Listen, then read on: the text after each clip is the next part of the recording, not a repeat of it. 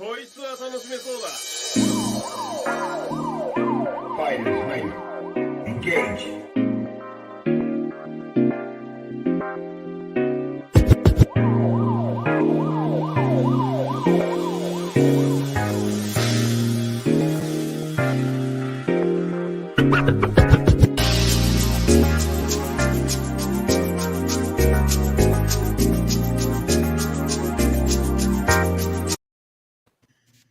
Hey, what's going on, everybody? Hoovy 186 back again with another overrated podcast, episode 31. I am your co-host, Hoovy 186, and this is my partner in crime, Traditionalist Yes, 101. Do your thing. yes. This is the Traditionalist 101. We are back with another overrated podcast. Once again, everyone, my apologies for the delay. We have topics that we want to discuss, but we just obviously want to say, sorry for the delay. It's supposed to be on a Monday, but we know what happens. Life happens, and sometimes you get distracted. And it's sometimes it's just almost an impossibility to finish things in a timely manner. So we both agreed that we were going to go on Wednesday today, but we're going to go back to the original schedule, which is on Monday. So everything will be perfectly fine. But thank you for tuning in. Yes. Thank you guys for tuning in as I share this out. Let me share this real quick. I am hopefully, I am on the verge of possibly buying my PS5 tomorrow. Now you said hopefully. Why is there hope and you're not 100% certain why? Well, a mutual friend of ours. We're gonna call him. What do we call him? I You know, always call him Mr. B. huh? I always call him Mr. B. Oh, so you know who this is? So you know who this is? Of course, I know who that is. No. I obviously you know who he is, but you know who's doing that trying to get me a PlayStation. Yeah, because you mentioned it many times before. Okay, yeah. So yeah, but the thing is, I didn't tell you. Like in the other chat, we've been communicating, and this guy, I think he already has. I know he's already bought several PlayStations already, and he was able to get an invite for to get another one. And I'm like, I'm here every single day. I'm using my Yahoo account, which I don't use anymore, but that's the one that's linked to my PlayStation. Every day I'm refreshing, nothing, and he gets another invite. It's crazy, but I did tell him that when if you do get an invite, whatever, send it to me, and then hopefully we can you can get this shit done so I can get my goddamn PlayStation 5. Yeah, your game is coming out. Your Gran Turismo. It been out. Oh, it's already out. Yeah, it's been out. I have to watch all these people play this fucking game, and the same thing with Horizon.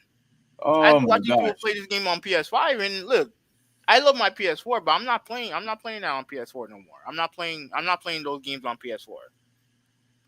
I'm not. So Okay, because you feel like you'll be missing out by not having on PS5. yeah, Mm-hmm. yeah, like I get it. I get it. It makes sense. We're in a new generation when it comes to gaming, and you want the top of the line console. I get it. exactly. So yeah, so just watching people play the game and sharing it on Twitter, it's annoying, but hopefully by tomorrow I have to, hopefully by tomorrow we're gonna get this thing. What's your other list besides those two? Is there anything else on your list that you're getting on your wish list?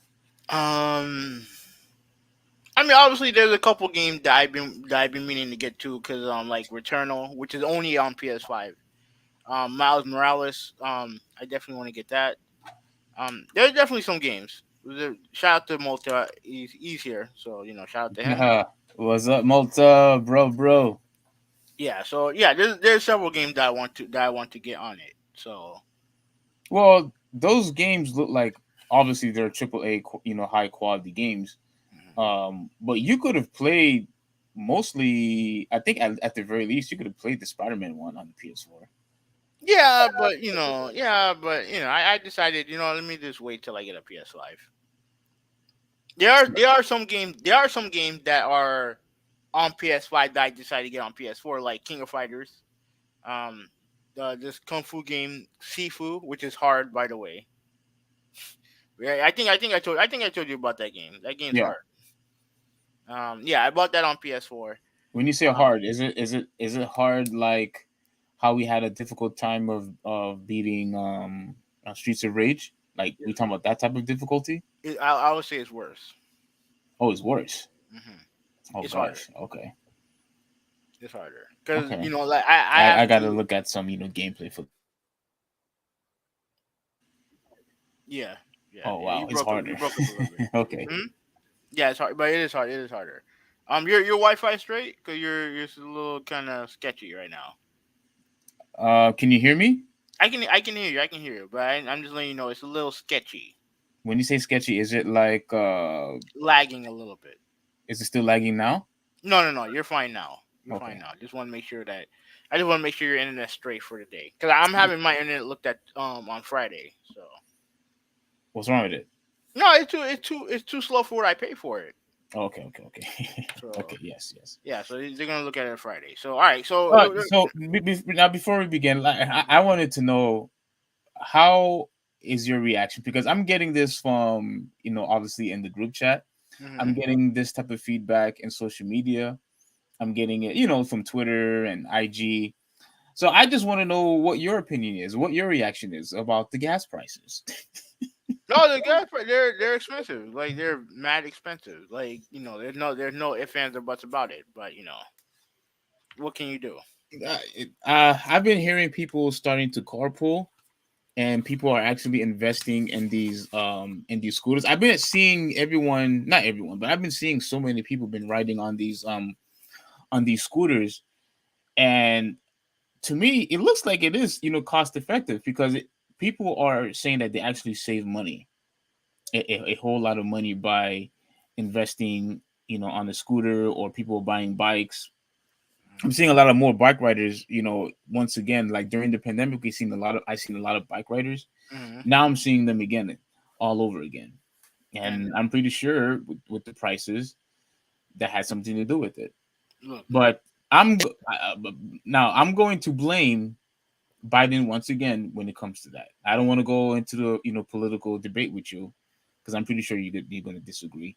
But with him, canceling the Keystone pipeline, with him now we no longer going to be getting any oil production from Russia. I mean, which I kind of understand, what do you mean you kind of and understand? and and Wait. What do you mean you kind of understand? I kind of understand. This fucking dipshit is starting a war in Ukraine. Yeah, but that You does still want that, you but still want to do you still want to do business with him? when it comes to us living our lives, listen, now if you want to claim, or if you want to say that what, if this is going to cost us more money from out of our pockets, then so be it. I don't have a problem with you saying that. But am I going to blame people that think otherwise because it's affecting their daily lives? I'm not. Listen, I'm not going to blame listen, those people either. listen. I don't want to get deep into this. Right? Obviously, Multi doesn't want to get into this either. I'm just going to say this. You want to know why Putin's been emboldened? It's because of stuff like that. Oh, it doesn't matter what he does. We'll do business with him. The same thing that happens in China. We ignored the human rights violations, but we do business because of money. That's why we do business. That's why we do business with these corrupt governments because of Yeah, but money. you still buy their products, Everyone does. right? Everyone does. So we support what they do. When you really And so which is why I'm saying I understand what you're trying to say when it comes to Putin, but we're already doing that now already with China, with all the sex trafficking and all the slavery that's going on over there. We still buy I, their I'm not. stuff. I'm not even talking about that because that's a worldwide thing. The same shit that happens over there happens here. It's still morally What wrong. what don't, what don't happen here, released by the government, is human rights violations. That what goes on over there. and yet the world, and it's not just the United States, the world in general, let it let it bypass, let all that shit bypass, and just do business with them because of money. All right, everyone's at fault. Everyone's at fault. But when you don't make shit here, and you allow us to buy stuff over there instead of building here, that shit like that's gonna happen. You're gonna have to do business with these people, even though you shouldn't. We shouldn't. We should be building here. Yes or no? Yeah, well, yeah. I Okay. mean, All I right. mean, And then even Trump was trying to implement that stuff, but at the end of the day, do I feel like people still have the right, to complain? I mean, if they want to complain, I think they have no, the right to no. complain. Complaining about gas prices is fine. Like it's expensive. But if I rather pay $4 for a gallon for gas? No. But what I also don't want is wars. That's what Yeah, I yeah, ultimately yeah, that's not what I don't. That's ultimately that's what I rather pay $4 than not have war. yeah. But I'm the reason why I'm still also going to blame ultimately Biden is because now he pretty much lost, his relationship with OPEC, and for basically blaming them for all the pollution and all the climate and all the other stuff that's been I going don't I on. don't I don't give I don't give two shits about that. I don't. Listen, hear me out because I care, because it's affecting me. So for him actually blaming, Saudi Arabia and all these other countries, now you know what they're doing? They're not even talking to him anymore. They're I not don't talking care. to him anymore. I don't He care. here's the problem that I have. How the hell are you going to blame OPEC for what they did, turn around a week or two later saying, "Oh, you know what? We need more production. We need more of your stuff. We need more of your resources. Your more oil, right? You need more of that stuff." But you just you just blame them for all the chaos when it comes to the climate, and now you need their help. No, they're not going to help you anymore. You They're know not what? going to help you anymore. And I could and I am so pissed that I you dragged listen, me into a political conversation on listen, a listen, podcast I've been told you I didn't want to talk politics on. listen, listen, listen, listen, listen, All listen, this dribble is bullshit, Steve. I don't want to hear it. Can listen, we listen. can we please move on? Let me. I'm almost done. You should He be all right. Go tried. ahead. He Go ahead. Go tried ahead. to Go ahead. correct Go the ahead. Go ahead. mistake. Go ahead. He tried to correct the mistake by asking them that he needs more supply so that the price can go down, which is good. And I actually give him credit for that. But he already got his foot wet. He already shot himself in the foot by blaming them, and now they don't want to help anymore. So, thanks to you, the president that you voted for, now we are going to have even more increase in gas prices, and I guarantee it's going to continue to go up to where people are predicting that it's going to up to like like seven, $8, and Do if you that believe happens, that? Do you and believe that? I don't think it's going to go that high. At least not in Florida. Now in California, New York, I Yeah, I I it's a different situation out yeah, there. absolutely. Do I think it's going to happen here in Florida? I agree with you there. I don't think it's going to happen here in Florida, but do I think it's going to happen in other states? Absolutely. All And right. my gosh, I am freaking out because if they are right, I'm just telling you, if they are right, all the people who are making these predictions on Twitter and on YouTube, and they're saying that it's going to increase the price, of goods, obviously, and all the other stuff. Dude, man, it's going to be a miserable, miserable time for me. I'm probably going to have to work 3 jobs. Well, let's move on. Let's move on. I don't know why you was getting also worked up for. No, because we made this agreement from jump. No politics. I specifically said that. Yes or no? It's the reason why I agreed to do the podcast in the first place. Okay. Now again, any bullshit you have to do with Biden, keep that to the chat. We can talk about it in the private chat, not on the podcast. Listen, listen, listen, listen. I wasn't. This is not a topic. All I asked You was brought it up. all You about gas all you prices. had to do was talk about All about gas all prices. about gas prices. You bought Biden into this. Yes or no? Okay, it was still related to gas, and No, then no, you no, and no, then no, you no, went no, no, no, you, no, you no, went no, no, all no, no, no, no. crazy. And I you went all told you no, crazy. because I don't want to talk about. I don't. Okay, We're on a time limit. okay, We're but you on a went, time limit. but you still went crazy We are when on a time limit. you went I can't be crazy. here for 3 fucking hours. We're on a time limit. You went crazy. You didn't have to do that. We All you had to no do, no no no no no no all you had to no. do is just let me I finish. don't no. I let you finish. You're finished, right? You finished? Okay, but you want to continue now? No. Are you finished? I'm finished. Okay, then let's move. Then let's move on. Okay, don't say anything else then. I'm not gonna say anything. Okay, I'm not gonna continue. say Okay, anything. continue. Go ahead. Again, let's move on. I just said that. All right, Scott Hall passed away. What's your thoughts? First off, I condolences to all of his best friends and his family. It really breaks my heart because he was actually one of my biggest fans when I was obviously a kid, when his initial name was Razor Ramon, WWF at the time. And one of my favorite matches of all time when it comes to regarding him, in his fights, I mean, in his wrestling matches, was that ladder match he had with Shawn Michaels. That was actually one of my favorite ones. I don't know if you remember that one. Yeah. They had 2 of them. Yeah, now that one was absolutely one of my favorite ones. Wait, he didn't win both. He lost one of them. Yeah, he won the first one. He lost the second one. Yeah, the first one. I really love that match. And obviously, the match when he fought. I don't know if you remember the fight where he fought Adam Bomb, No, I and don't remember that one.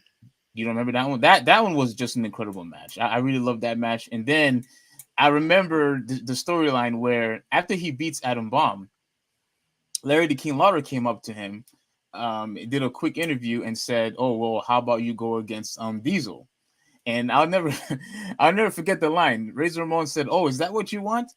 And Larry the King Lawler said, "Oh, I would love to see that Razor Ramon." And then he says, "You got it." And then the match, pretty much happened. But he lost that match. But that was he was a very outstanding wrestler in my opinion, or at the very least a very good entertainer.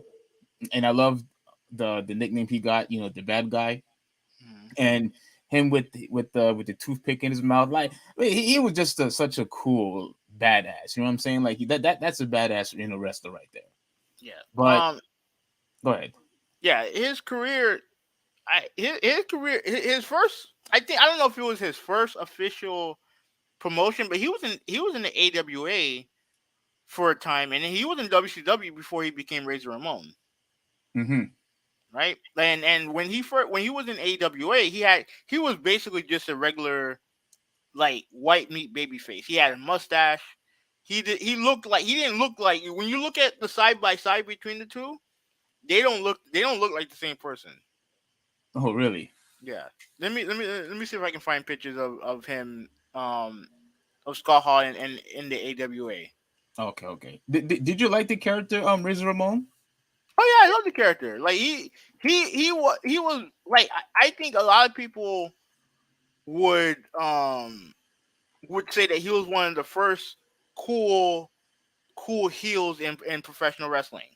Oh, I got you what you're saying. I got what you're Like saying. like and not to say that guys like Roddy Piper or like Ric Flair weren't cool, but they were like but like Rick like Scott Hall looked cool. Yeah. That dude is like you're like, man, I know he's a bad guy, but man, that dude's cool. Yes. That dude's Yes. cool. I get what you're saying. Like Yeah. the persona and the charisma, and you could tell that he was meant to be a heel. Like you could tell with his attitude and all that. But Yeah, people but the thing is that he became so cool that he became a baby face yes. basically, and all really started with the it really started with the whole 1-2-3 kid match. You see, this is him in the AWA. Well, this was CWA Memphis, but this was his look before. Man, he was huge. He's a big dude. Like he was a big dude. So he lost a lot of weight when he became Razor No, Ramon.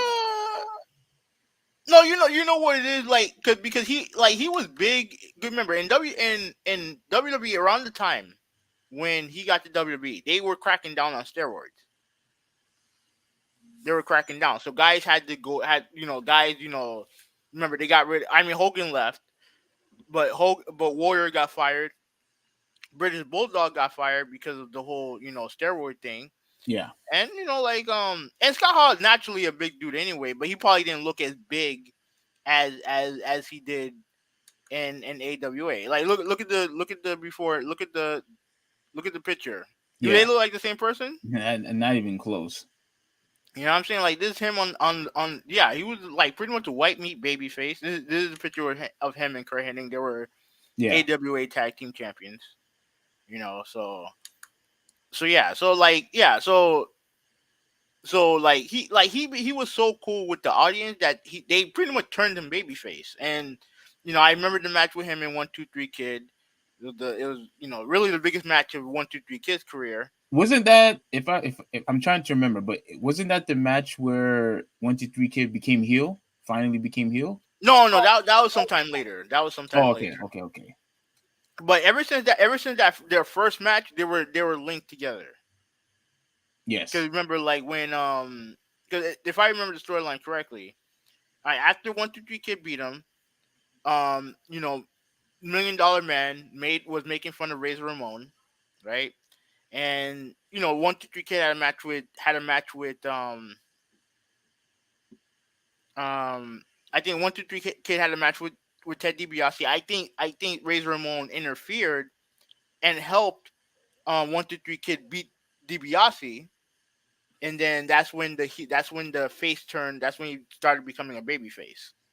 Okay. Yeah. So Yes. like yeah. So like okay. So you have his WWE run. Like he said, won Intercontinental title a couple times. Had famous ladder match You, with you, two you know, famous ladder matches with be, Michaels and before you continue on, like I really hated the fact that he actually never became world champion, and uh he was in there there. I mean, me personally, there's a reason why he was never a world champion. We'll, Oh, we'll there's talk. a We'll talk. reason. Yeah, there's a Okay, reason. okay, okay, okay, okay, okay, okay, We'll talk about that a little later. okay, okay. All right. So like I said, he had two famous ladder matches with Shawn Michaels. He had a great run in WWE, even though you said he didn't win a world title. He had a great run. So Absolutely. when yeah, so when he left WWE, technically he went back to WCW, and then pretty much started the whole outsider thing, would turn to the NWO. Yes. And like I said, he's one of those wrestlers who had who can really he was an actual absolute influential professional wrestler, right? You look at obviously you look at Hogan, you look at Flair, you look at Warrior, you look at Macho Man, and I would say that Scott Hall is not probably not at that same level as far as influence, but he's definitely in the second tier Mm-hmm. mainly because of his Razor Ramon gimmick. And then when he went back to being Scott Hall in WCW, one of the pioneers of the NWO, one of the founding members of the NWO. Remember, he was the first guy to show up. Like of when you look at all technically Hogan was, but Yeah. the whole storyline started with him walking out on Nitro one day unannounced, just and then pretty much called out WCW. Pretty much, it was a great angle. It was great. It was a great angle.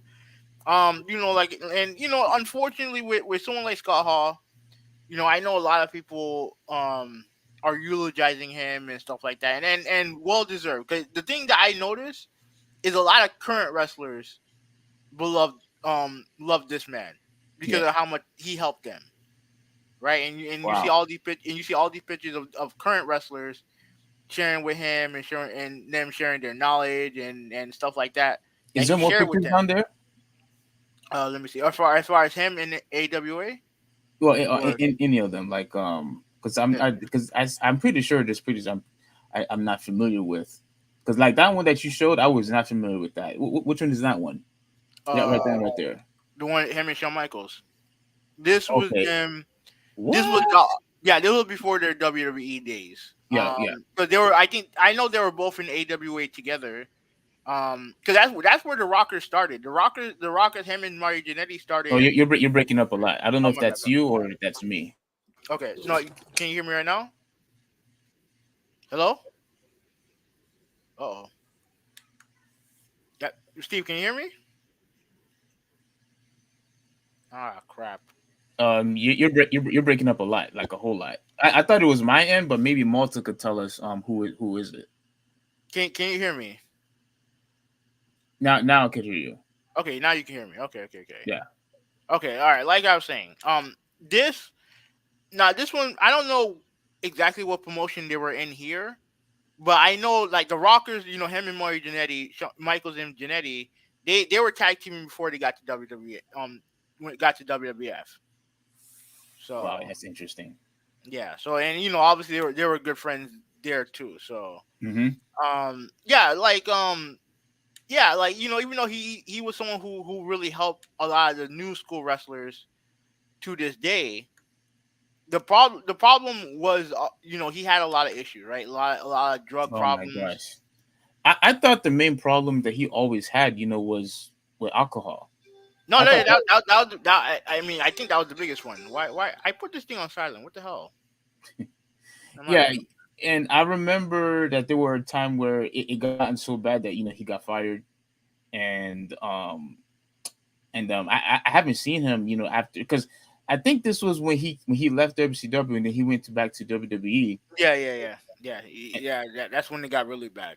Yes, Remember that was part of the whole Ric Flair. That was kind of part of the whole Ric Flair documentary, the Ric yes, Flair yes, Dark Side of the Ring. We yes, discussed that.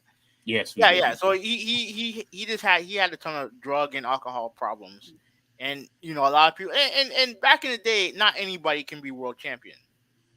You know what I mean? Like obviously back in the '80s, Hogan was champion for the vast majority of the '80s. You know what I Yes. mean? Like so he wasn't gonna give that belt up, and even into the attitude, almost into the attitude era. Like not every guy can be a world champion.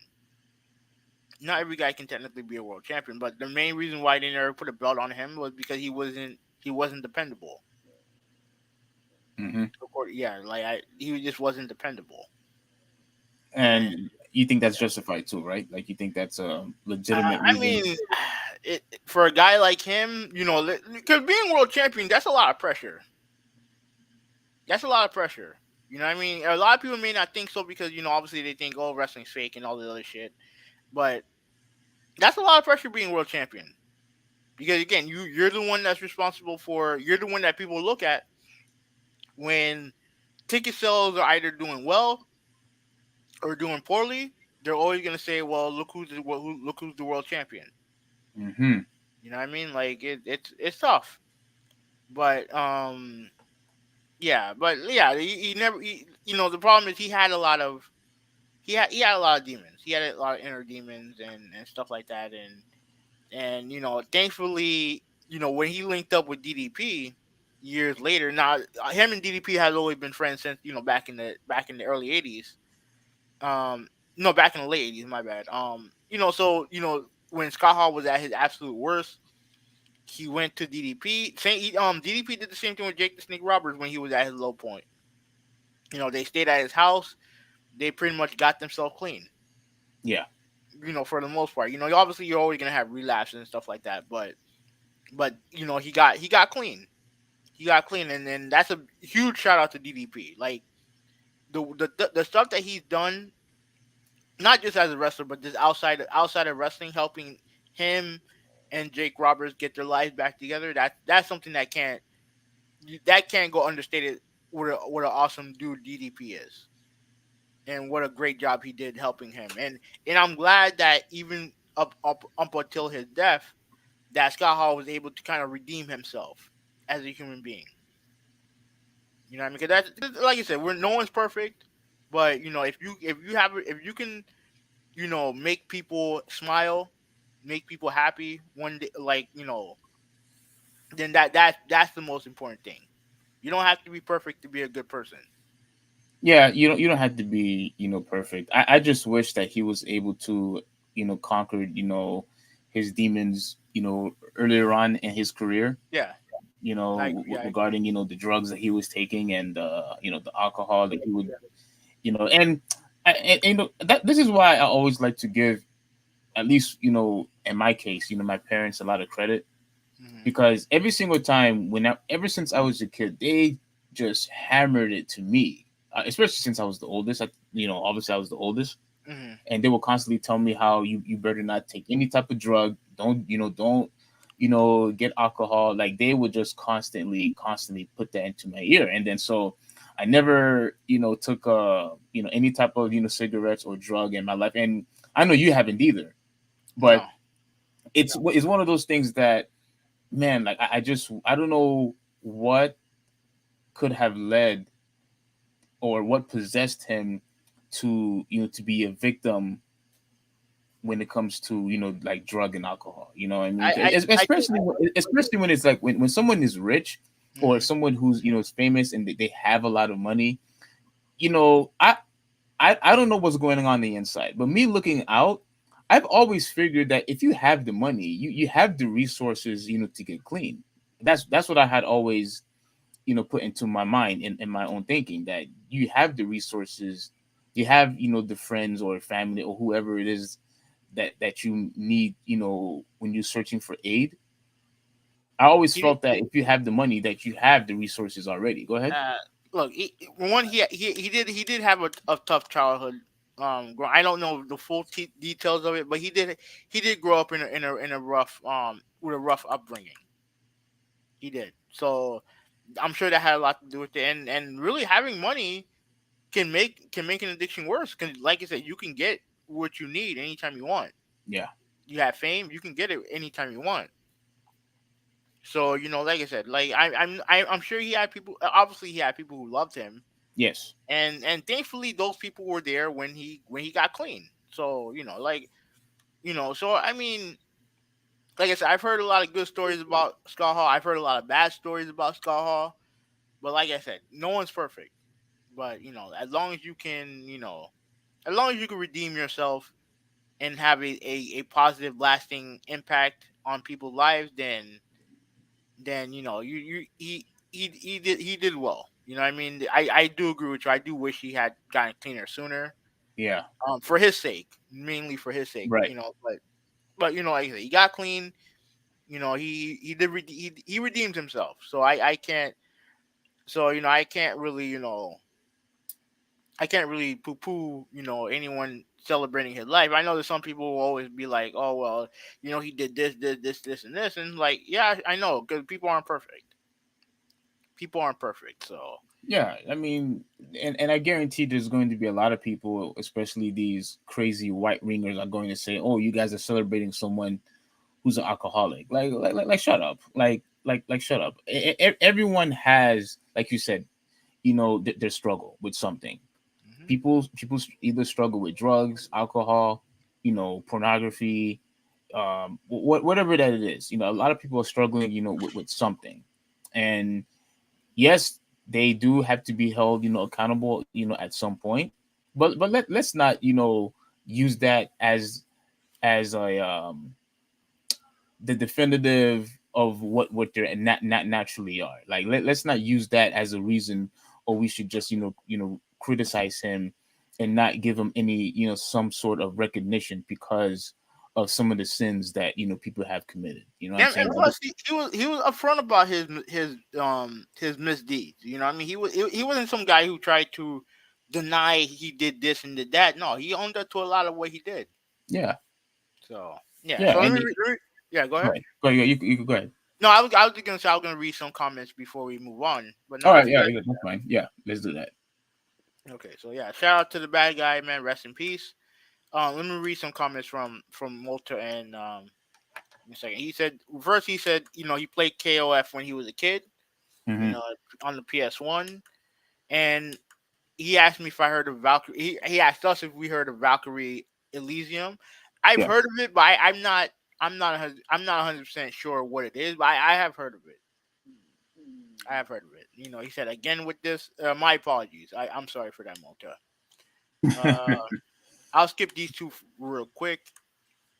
Um, he asked, I wonder if there's gonna be an episode about Scott Hall of Dark Side of the Ring. I know WWE did a documentary on him. I know A&E did. I don't remember if Dark Side. I don't know if Dark Side covers Scott Hall yet. I don't know. I don't know if they did. And he also says, Jake Roberts so rad. I agree. And he said wrestling's real.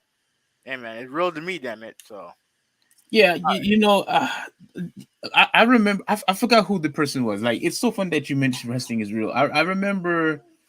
I can't remember who I was having this debate with, but let me ask you, because you continue to watch, wrestling a lot more, than I do. I'm just starting to, get back a little bit. It's very subtle, but I'm starting to, get back a little bit because you and a lot of people on Twitter and on IG are posting all these highlights of these great matches on ADW, and I'm just saying to myself, okay, it's probably time for me to give this a shot. But I needed to ask you, when everyone says that wrestling is fake and all that, fine, mhm. I get it, but it seems to me that a lot of these I'm seeing a lot of crazy hits where they are actually making real contact, like okay, perfect example. When you show me the match with Ring of Honor, Mhm. and then I remember there was these two guys, they were just kicking each other in the back.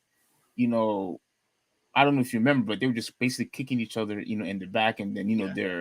their back is like mainly marked up, or when people slap each other in the chest, you see them marked up. people Mhm. people were, I remember there were people were saying they would get scared when the Big Show would slap them in the chest. Yeah. Well, so the question is everything real with the exception of the punching in the face? Yeah. I would say so. Like again, the goal of wrestling is to simulate violence, right? Obviously, there's certain aspects of wrestling that are clearly fake, like throwing someone into the ropes. Like, come on, Oh right? yeah. They don't punch each other. Hmm. Like everyone knows that. But if you want to say wrestling fake, then whatever, dude. If that makes you feel any better, that's fine. Yeah.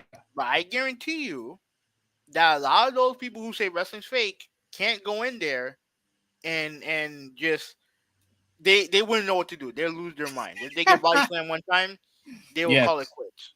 Yes. They would call it quits. What wrestling is essentially one is drama for men, obviously, but more importantly, or men and women, obviously. But what it is simply is simulating is simulating a sport. Hmm. That's what it is. It's simulating a sport. Now, obviously, everything's predetermined and stuff like that, but the injuries are real. Oh, for real. Yes. The Yes. injuries are definitely real. All right, Yes. like don't let if don't let anyone tell you otherwise. Don't let anyone tell you otherwise. But that you know, look, those guys deserve a ton of credit for what they do because not a lot of people can do what they do. Yeah, I've seen people who had major injuries, like for example, one of the most famous, Stone Cold, when he had, he constantly had to wear a knee brace, and Mhm. people thought that stuff was fake. Like, no, like that's actually legit. Like, he was really hurt, and I remember, and I'm pretty sure you remember the iconic broken neck that he received from Owen Yeah, Hart. yeah, And I get sick and tired of people constantly say, oh, stuff like that, is fake. And I'm saying to myself, did you do any type of research? He literally had his neck broken. yeah. And You and Yeah, go ahead. the funny thing is, in Japan years ago, Steve Austin accidentally broke a Japanese wrestler's neck with, I Well, believe, with a there you power go. driver. With a power driver. So yeah, What a power driver. this shit's not this. They want us to call it fake all they want. I guarantee you, they can't do that fucking thing. They can't Absolutely do not. that.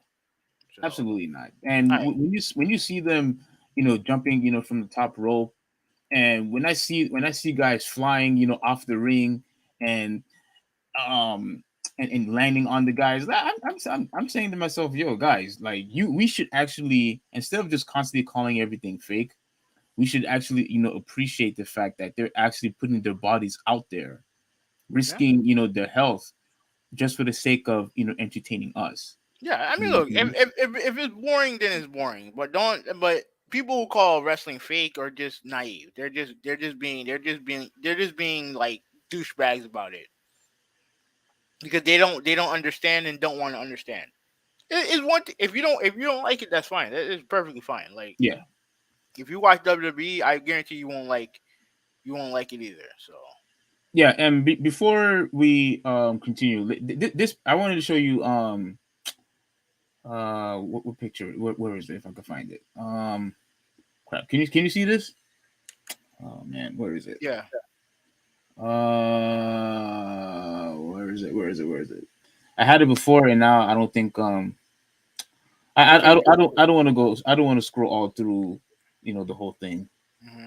What picture are you looking for? It was one of the NWO pictures. I don't think I could find it. All right, I don't think I could find it. But since we're gonna move on, I want to say this one last thing. When he was also in the NWO, like I remember. Okay, you said how. Let me maybe see. Maybe I could find one. Let me look. All right, whatever. Like I remember. I remember when he was in the NWO. Hmm. He was it was the original three? Yeah. They were the original three, right? Hmm. Okay. Then Xbox came in after that. Then was is that the order? Like then Xbox came, or then was it somebody else? I thought it was big. I thought it was Big Show next, and then it was Oh, Xbox. you I know what? don't I remember, think you're right. Yes. I think but you're right. I'm not 100% sure about that though. Yeah, I'm not 100% sure. this is an awesome photo right here. Yeah. But but yeah, at the end of the day, regardless of where he went, whether if it was WWE, WCW, to me, I think he is actually one of the most coolest heels of all time.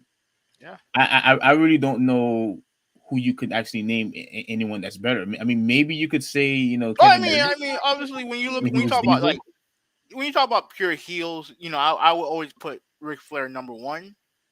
But Oh, like, you put him on number one. Okay. Oh, yeah, as the coolest heel. yeah, Oh, of okay. all time, I would put Ric Flair number one. Mm-hmm. But but Scott Hall is an iconic figure. Like he absolutely is. Yeah. He's an iconic figure, and R.I.P. to the bad guy. Yeah. RP to the bad guy. He will definitely be missed. Um, I'm gonna see if I'm pretty sure they have like DVDs or something out there that they probably have on you know Amazon or eBay or whatever that I'm going to buy. I'm Hmm. pretty sure they're going to cost an arm and a leg. But once again, he is definitely going to be missed because isn't he? What was he? What 64 or 65? 63, 63.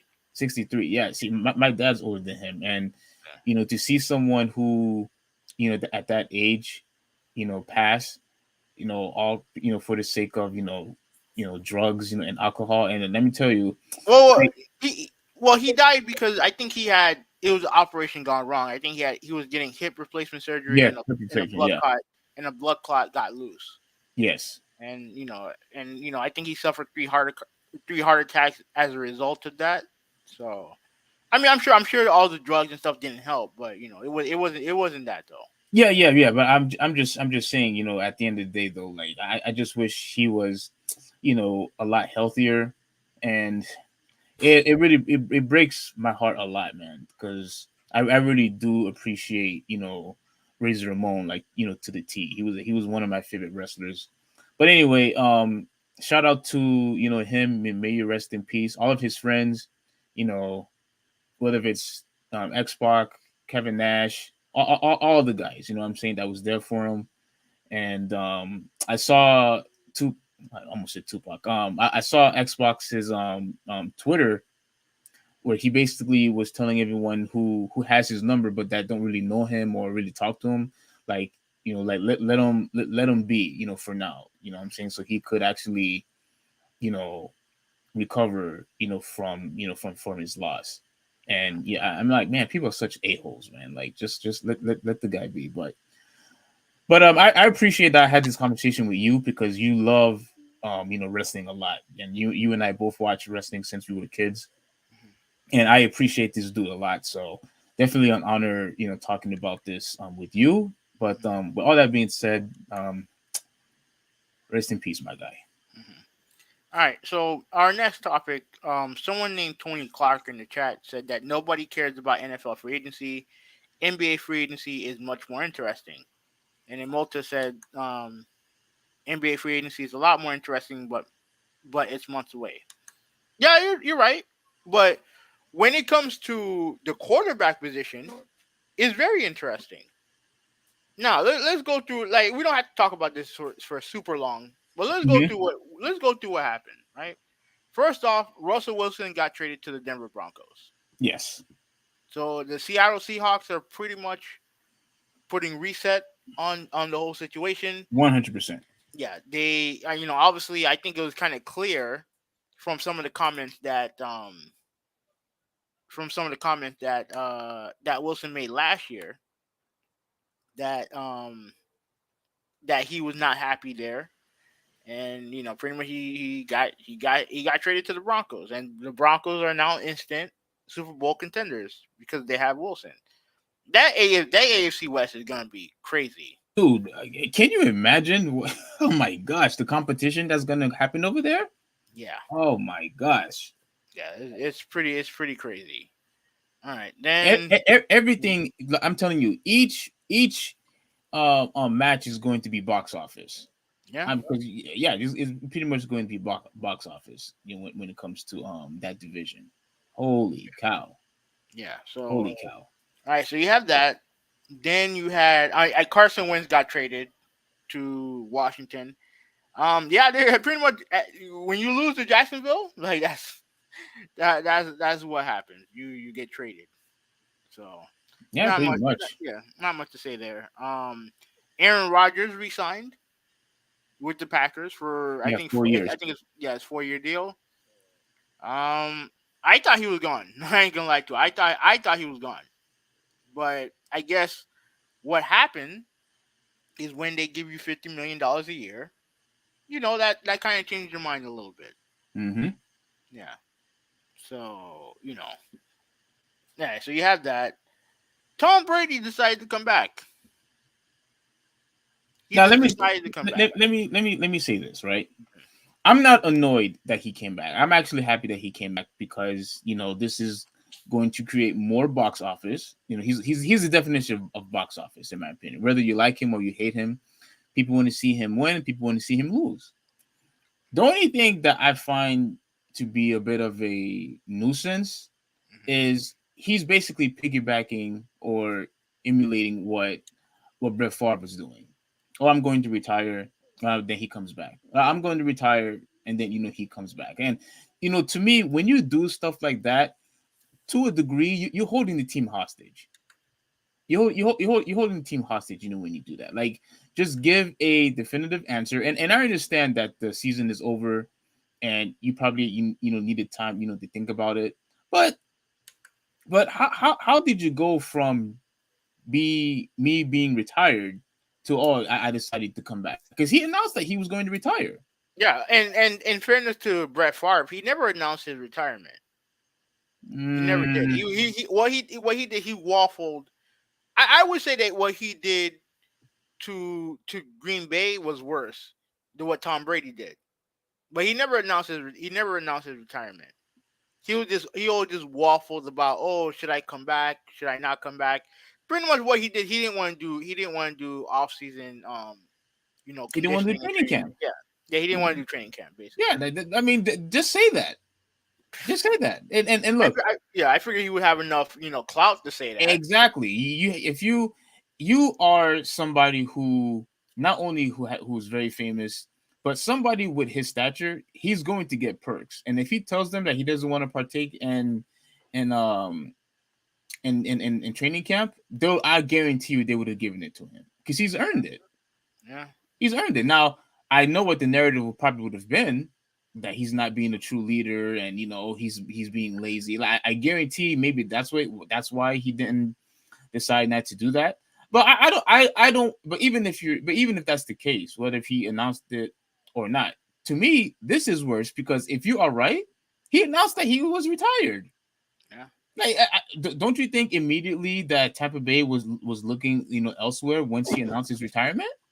I mean, I'm sure, but they Yeah. they know ahead of time. At least they didn't make a move Oh, come to on. replace him before he announced his return. I Oh, mean, come on. to me, I'm just like I'm just like all right. So you're returning. Why are you returning? Is it now? I do wonder if the only reason why he's coming back is because he wasn't able to announce his retirement by himself. Because remember, it was leaked by I think Adam Schefter that he was retiring, Yes. and It was. I wonder if he's only coming back because when he does retire, he wants to make the announcement. So you want to come back to another whole season just so you could say I am retiring? That makes no sense to me. I don't know because it just seems because the thing is that the retirement from the jump was weird because it was like it came out that he was retiring. Then he said he's not retiring. Then he said he didn't make a decision, and then he makes this letter saying that he's retiring. Doesn't mention the Patriots at all. Doesn't mention the Patriots or Patriots fans at all I'm in pretty his sure. retirement thing. Yeah. Yeah. And then all of a sudden you decide to come back. I don't know. It just seems weird to me, but it is what it is. I don't care. It is But what it is. yeah, I mean, I mean, I'm not. I don't really care either. I'm not going to watch him. Yes. Do I want him to win? No. But I am going to watch him. But I am going to push back just a tad. That I do think this is somewhat. Well, you know what? I don't think it's probably worse. I changed my mind. I don't think it's worse than what Brett Favre did. But to me, it's almost borderline. The same thing. It's almost you're basically borderline, the same thing. And I hope that he doesn't do this again next year. Oh, I'm going to retire. Or maybe I don't know. Let me talk to my wife and kids first. I'll make a decision. We already know what the wife wants. His wife don't want him playing football no more. It's No, I mean, obvious. yeah, that may be the case, but if he wants to play, just play, Yeah. But don't give your fans, don't give the organization, you know, constant question marks in their forehead, thinking what is this guy going to do? I think that they knew that he was gonna come back. I think they know. Wait, after he wrote that letter? Yeah, I think they know. I don't know. But all right, but okay. So and then what else happened? All right. So defender, what's that dude? What's the dude's first name? Gregory. I forgot his first name. Shit, what's his first Um, name? I'm trying to. Randall Gregory. Randall Gregory. Okay. He was supposed to re-sign with the Cowboys, and then all of a sudden decided to sign with the Broncos. So Oh yeah. that was crazy. It apparently had something to do with the language in the contract or something or whatever. Um, I thought that was funny. I don't really have anything to say. I just thought it was funny because like I said, I'm not the biggest fan of Jerry Jones, so to see him get screwed over is pretty funny. So Oh man. Oh man. and then obviously, um, Deshaun Watson, he's cleared. I think he's clear of criminal charges in his case. I still I think you owe him an apology. no. He's still facing civil lawsuits. He's still facing those. Yeah. But the criminal case is I think is done. So he is free to go to pretty much any team he wants, right? But even though he may still get suspended, he can still go to any team that he wants, right? And then you have Carolina is a contender for him. Atlanta is a contender. Where else? Who else? Oh, New Orleans is a contender, and ironically enough, Cleveland is a contender. Yes. And that rumor got Baker Mayfield to tweet out. Let me show you this tweet. Let me show you the tweet. Okay. I don't know if you've seen it. No, I didn't see it, but it sounds very interesting. So I want to see it now. Yeah.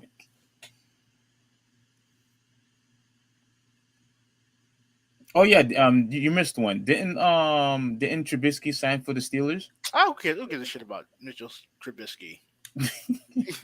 But no, but he did sign. He did sign with the Steelers. Apparently he's gonna be the guy.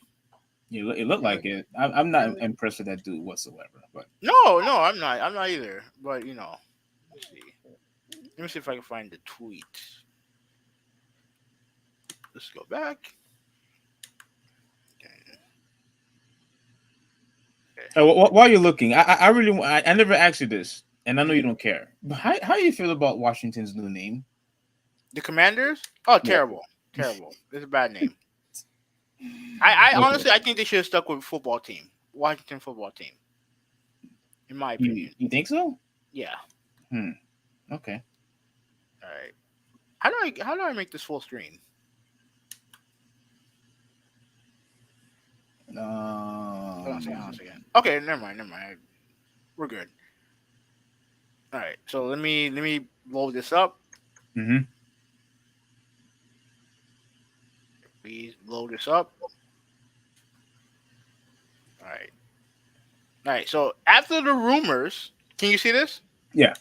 Okay. After the rumors of after the rumors came out, this is what he tweeted. Right. Everyone wants to hear the truth until I actually get it. I am who I am, and I've always been. Oh no, this is not the tweet. This is not the tweet. Oh, that's not the one. Okay. No, that's not the one. I'm looking for the main tweet. All right, let me go back. Let me go back. Now I'm looking for the main tweet. Let me see.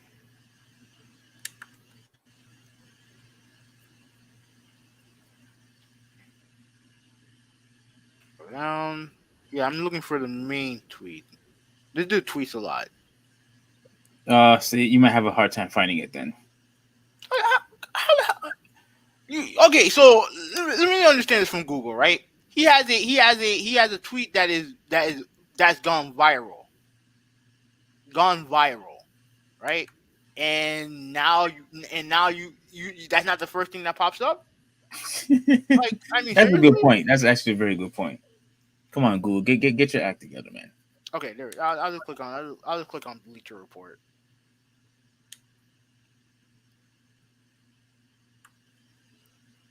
Okay, I'm gonna read this right here. This is from the Athletic, because Mhm. this is what he said. Uh, Hold on a second. It's not the whole thing. God damn it. Uh,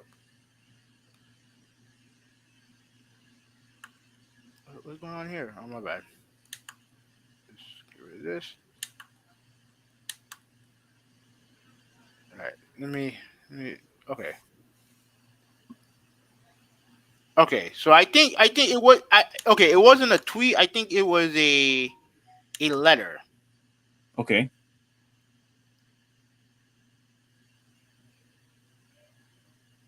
Yeah. Okay. This was something that was tweeted by the Athletic, but it's a letter. It is in the words of Baker Mayfield.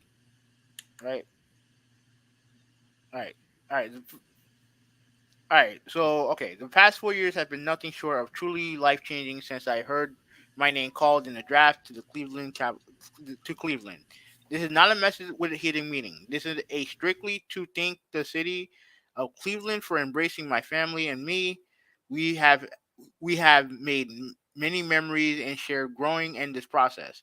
Through all the ups and downs, I have no clue what happened next, which is the meaning behind the silence I have had during the duration of this process. I can only control what I can, and which is trusting in God's plan throughout the process.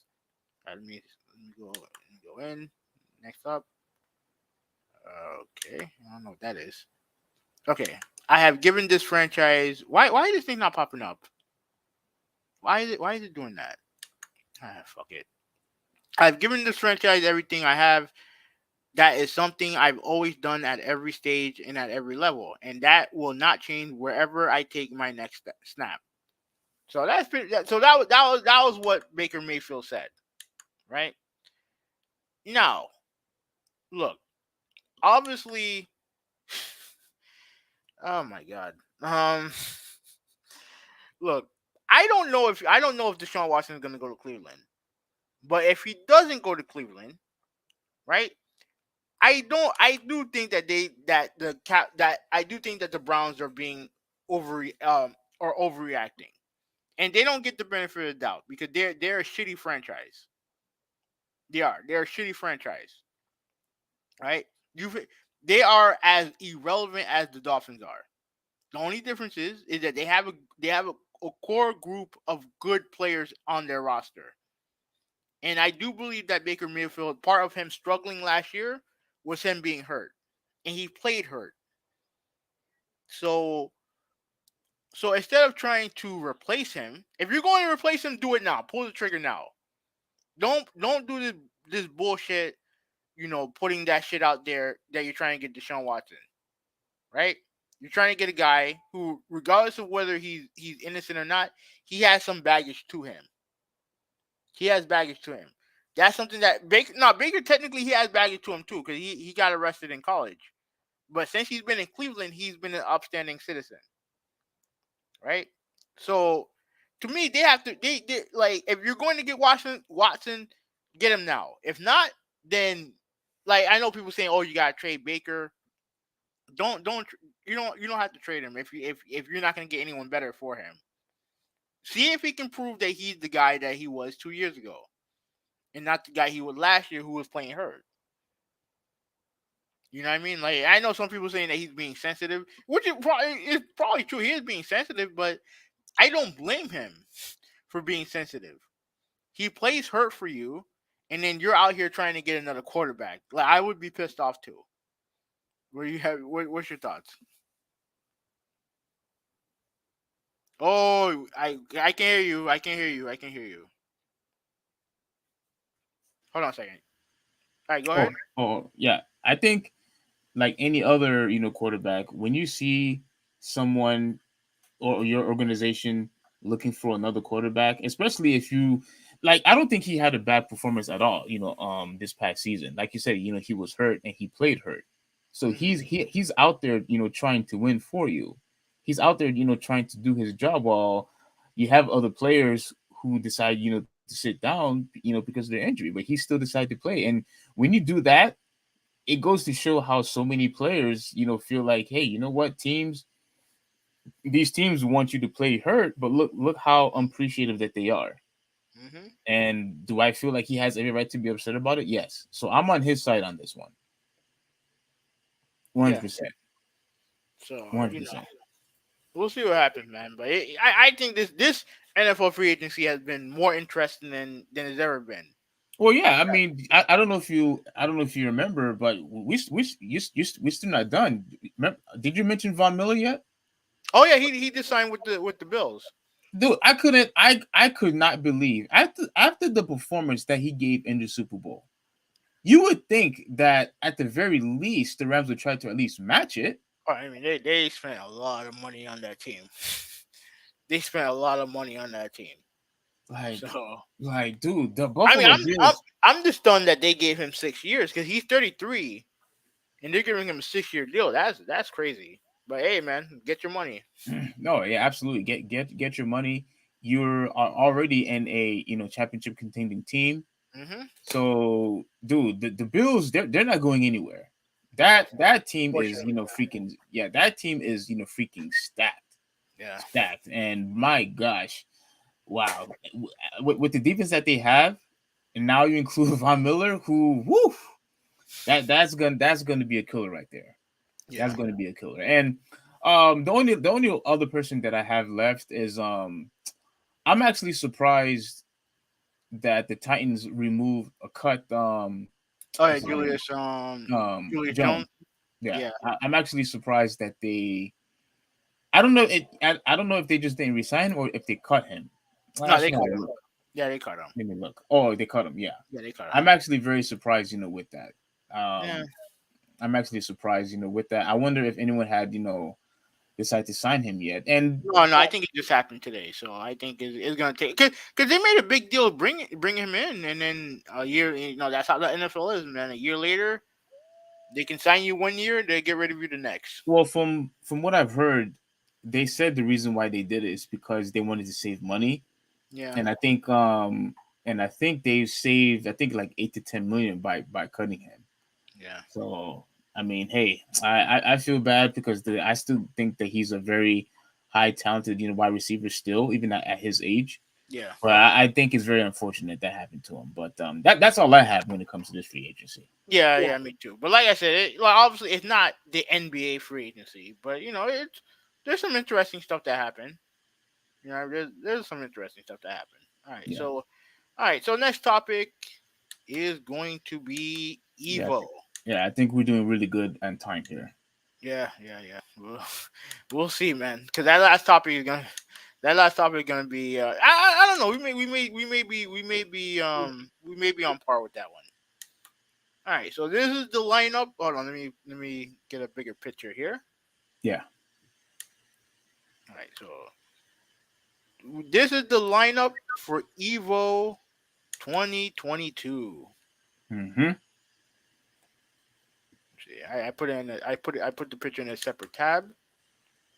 I'm just waiting for my slow ass computer to render the picture. Dude, how much are you paying for your internet for like? Why is it so slow? Well, how much are you paying? Way too much. Ah, Way too much. We're talking 300 plus, but that's for everything. But like I agree. My internet is not fast. I do have someone coming over to look at it. mm-hmm. Uh, so yeah. Okay. So you see the lineup. You see the lineup right here. Um, again, I don't know why this picture. I don't know why this thing's still. Let me try this again. But do you see it? Oh, now it comes up. I just exited out and now it comes up. Oh All right, man, that's funny. let me. But Let me. yeah, Let me. but I could see it. You can see it. Okay. Okay. I think we're good. Hold on. Let me switch. I mean, it would be nice if you could do a full screen, but oh, okay, you got it. Yeah. All right. So this is the lineup for Evo, right? Yeah. Street Fighter Five Championship Edition, Guilty Gear Strive, Mortal Kombat 11 Ultimate, Tekken 7, King of Fighters 15, which I actually did the story mode for that game today. How is it? That's fine. It's typical. It's arcade. It's basically arcade mode. Okay, so they didn't make it the same way how they did in Mortal Kombat No, or no, okay. no, no. It's pretty much stereotypical. Oh, okay. Melty Blood, which I've never heard of this game. I've never heard of Melty Blood. Dragon Ball Z, Dragon Ball Fighter Z. Um, what's this game? Grand Blue Fantasy versus and Skullgirl Second Encore. Those are the games that were announced for the Evo lineup this year. I'm actually surprised that Skullgirls made the cut. I am too. And I guarantee you, if Smash Brothers wasn't there, this game wouldn't be on there. I don't think so either. No, Yeah, I I you don't. know. I But don't with think that so said, either. yeah. So all right. So we don't have to spend too much time on here. But which game are you looking forward to see when it comes to tournament like which game are you looking forward to seeing the most? Is going Street Fighter is obviously number one. Hmm. But I'm also interested in seeing King of Fighters, on there. I'm Cause really go ahead. okay, all right, no, I'll talk about that afterwards. But okay, so you're looking forward to seeing King of Fighters when it comes to like tournament fighters and tournament guys playing this game. Yes, yes. Okay, Not you. me for me it's Tekken 7. This Tekken 7 is the tournament is the fighter that I watch the most when it comes to competitive. Mm-hmm. This is the one I watch the most. I watch the most. So that's the one I'm gonna be looking forward to the most.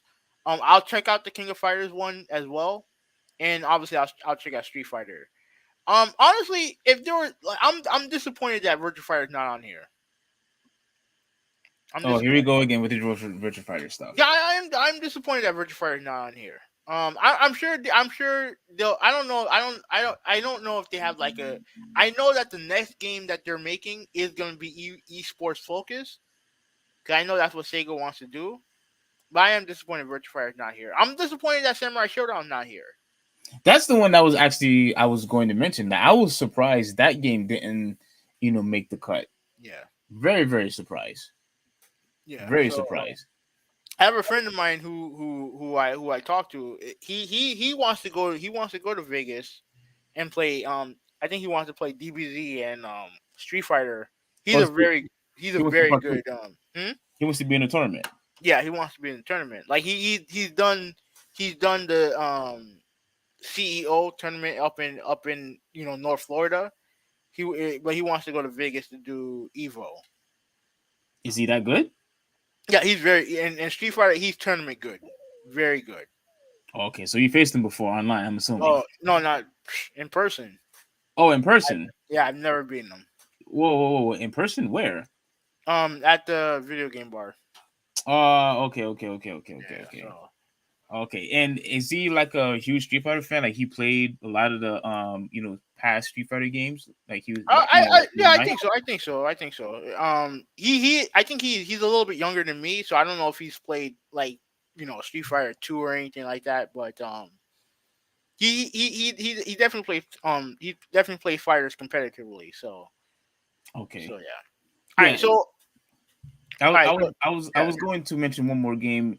This game I know you don't care about because I think you said you gave it because and funny I actually bought you this game and you got rid of it, so you probably know what I'm going to say. I'm also disappointed that Injustice is not on here. You want me Injustice? Yeah, and you gave it to your nieces. Did I? Yes. Oh, I thought Yes. I bought it. Every game I've got you as a gift, you got either rid of it or you gave it to somebody else. Thanks. No, no problem. Yeah. I could have sworn. Ingrate. I could have sworn that I bought that game for. I know I gave her Injustice, but I didn't know. I didn't know that you. Because I don't remember playing it that much. 'Cause even with games that you give me, at least I play them. I don't remember. I don't remember playing Injustice though. Yeah, I gave it to I you. know I played it. I played it before, but I didn't play it I didn't dig deep into it. If you had bought it for me, I would have dug deep into it. But I don't know. Yeah, I bought you that game and you got rid of it.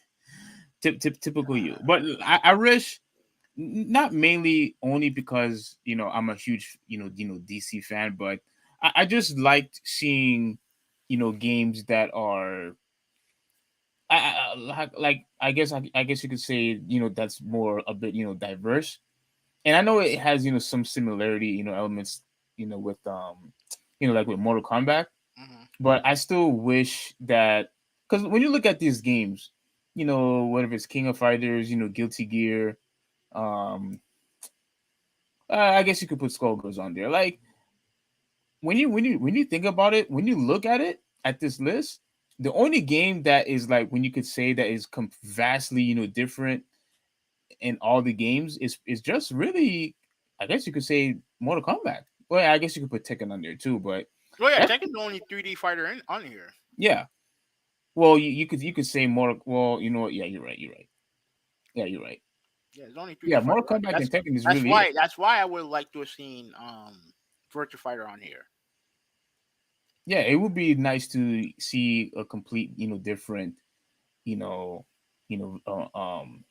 video game on this tournament. But I mean, I'm not saying that this is a bad list. I just wish Injustice, made it. Obviously, I wanted Smash Brothers, to be on here, and I feel like it's just not the same, without Smash Brothers, because like that's Nintendo. That's Nintendo's fault. Nintendo wants to be stupid. Nintendo, loves to be a bunch of ass clowns and just laugh at their own fan base. That actually makes their game, relevant. What they give you in return, they want to trash you. That's what they basically do. Trash you. You gave away all his gifts. That's the thing. Like yes, Malta. Yes, he did. All of them. Every single game that I've gotten him, he got rid of. That and let me tell you what the games were. Let me tell you what the games were because I remember what they are. I gave him, the Splinter Cell game. He got rid of that. I gave him I gave him Injustice. He got rid of that. Yeah, I don't I know. get. I gave I don't him. remember playing that game though, man. Listen, I gave that to you, Uh huh. and you gave it to your niece, and I was offended when you gave it to your nieces. I Wait also a minute, gave. you were there when I gave it to her. No, it wasn't. Yeah, you were. You the one that was driving. No, I wasn't. I wasn't there. Bro. I'm telling you, you were there. I gave her the game when you were there. Well, that's still you're wrong. You're wrong for that. You didn't complain at the time, and I don't think I don't even remember you buying the game for me. I bought you that game. I bought you that game. And let me continue on. I also gave him Watch Dogs. He didn't even finish the game. He No, I didn't played finish it, the but I game. didn't finish it. No, the game got boring. I didn't he didn't finish the game and he got rid of that one too. And I'm just saying to myself, You're missing one more game. um Death Space. oh, okay. And I got bored of that game too. Not a bad game, but I just got bored of it. No, I appreciate everything you do for me. But like it is, you did give me something, so I don't feel like I have the obligation to. I used it for something that I needed it for. So Do you hear that, Malta? Like, are you hearing this? Like, he didn't right, keep not one, not even right. one. That he said that is an injustice, I guess. And and Evo that's good. I like it. I like it. Evo is a fighting game.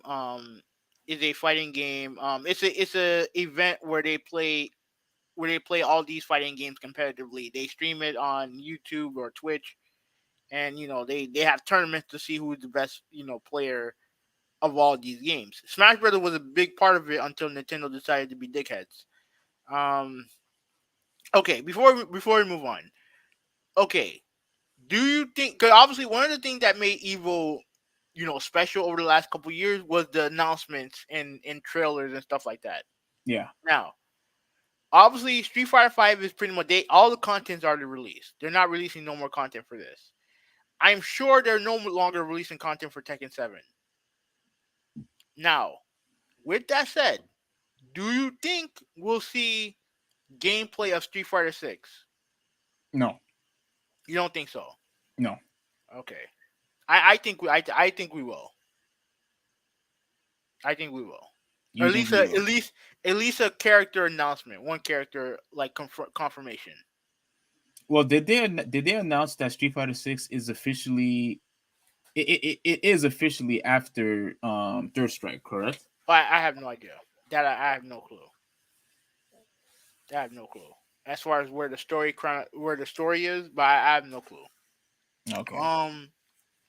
Okay. Yeah, and it looks like they are going to focus more on what's his name, Luke. Mhm. It seems like they're really focusing on him a whole lot more because usually when you see a new Street Fighter game, it's usually the main the intro is usually Ryu and Ken. Mhm. Like you would usually see Ryu and Ken duking it out and whatnot. But now it's this guy. I'm not saying this guy's not cool. I mean, I think he's a pretty cool character. He's very young and all that, but uh, um, I am worried that because they are going to focus more on him, that it's going to they're going to like basically dismiss everybody else, and I don't want that. I don't want another Third Strike roster. That's not what I want. That's not what I want, and Well, I'm worried that that's what's going to happen with Street Fighter Six. we'll see. We'll see. But I do think we'll see something from Capcom this year. Also, I am now. Obviously, we'll see new content for King of Fighters 15. But I do wonder. I also think that we'll see. I think we'll see a new injustice. Not. I don't know if it'll be called injustice, but we'll see a new DC fighting game at EVO. I think we will. Why do you think that? Because it's time. Because I mean, they pretty much released all the content for Ultimate. Like they're done with this. And normal, naturally, they would do, obviously, since they started doing the DC fighting games, they would do a couple years of Mortal Kombat content, then they switch over to Injustice and back and forth. So I think we will see a new DC fighting game from them, or at least something At least something new, something brand new from NetherRealm.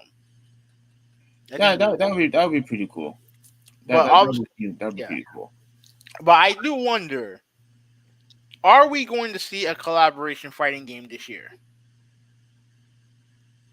Are we going to see? Or could we see? Could we see? Nope. What was I gonna, what was I gonna say? A Marvel versus Capcom. No, I I thought that's what don't you know. was going to say. Okay. No, no, I don't care about Marvel vs. Capcom. I was gonna Okay. say, could we see Capcom versus SNK 3? Oh, that's what you was going to say. Mm-hmm. Could Uh, we? hmm. Because again, because you have to remember, like you said, there needs to be a big announcement for Evo, and there's only two games that can deliver the, well, actually technically three. There's only three games that can deliver major announcements. Okay. That's Street Fighter, Tekken, Dragon Ball Z, and I'll put Mortal Kombat at the fourth one because I do think they'll announce. I do think NetherRealm will announce a new Injustice game or something DC related, right? Like a I like think a like a like a completely different DC video game or yeah, fighting game. cause like I said, I've never played the Injustice storyline, so I don't know if Injustice 1 and 2. I don't know if there's an ending to Injustice when it comes to 1 and 2. I don't No, know if I don't. I didn't play the game, but I do have most of the comics. So Yeah, yeah. but yeah, I think we could. I think there's a slim chance. Now, I'm not saying it's a great chance, but I do think there's a slim chance we will get. At least I hope that we'll get Capcom versus SNK 3. Oh my gosh, that would be that. Oh man, do you know how crazy that would be? Oh my gosh. Oh my gosh, one of the greatest fighting games of all time, in my opinion. Yeah, I agree. Part It's two. it's my favorite fighting game of all time. Marvel Yeah, vs. Capcom versus SNK 2. I keep forgetting that. I could have sworn. I swear I could have sworn you said it was Third Strike, but maybe you're right. Maybe I could have sworn you said it was Third Strike before. But yeah, that was such an amazing fighting game. I mean, with the characters and with the specials that they had. My gosh, how I would love. But something tells me that you know what. I Or think I'm gonna or change my mind. I or think the go ahead. yeah, go ahead. No, I think no, you no, go, go you ahead. go. All right. I think there is a slim chance that we might see a Marvel vs. Capcom game. Think so? Yeah. No, we'll see. We'll see. Cause I Yeah. mean, I don't know. I I said don't no know. at first. I said no at first, but now I'm Mhm. starting to have a feeling that But perhaps do you think they'll add all these new superheroes that they've been adding to the Marvel universe? I think that's what's going to happen. I think we are going to get a whole bunch of characters that people don't care about.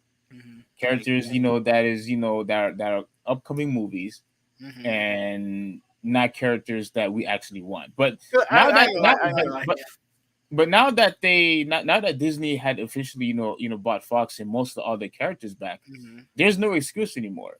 I want to see the X-Men characters. I want to see all the characters that were missing, the Fantastic Four, or whoever else hmm that they didn't put in the game. They have no excuse now. So yeah, if we do end up having a new Marvel vs. Capcom game, I want all the original characters to be back. And the same thing goes with Street Fighter 6. I want the original characters back. Mm. Well, what were you going to say? I mean, I have to agree. I just saw the trailer for Miss Marvel and Moon Knight, and I'm like, what type of heroes are these? You know what I'm saying? Like again, look, I'm not. I don't want. Look, Moon I'm Knight not the is kind a Batman version of Marvel, pretty much. of. Miss Marvel, I don't care for.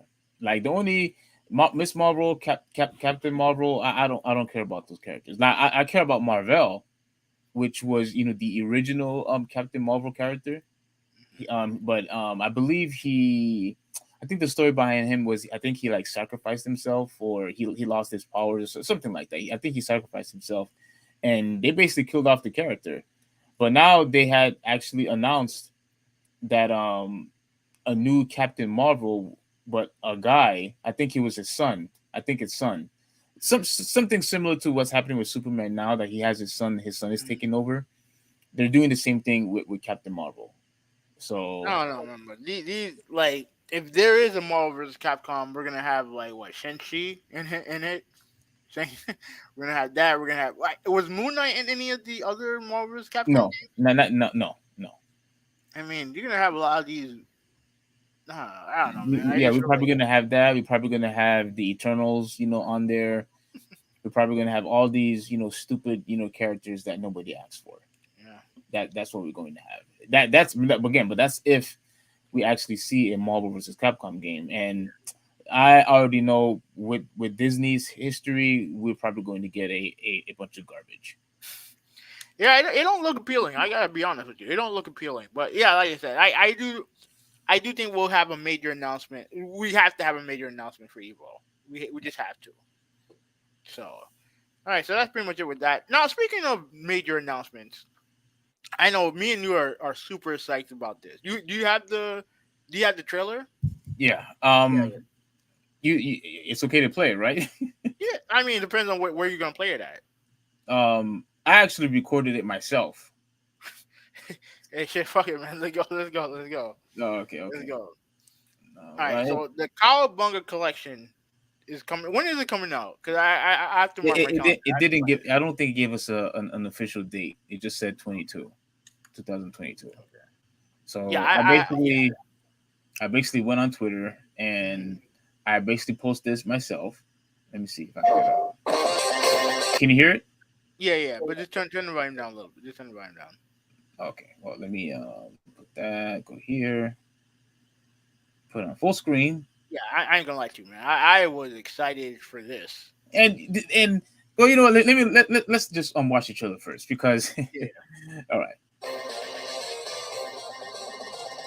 But we do have to make commentary for it though. Yeah.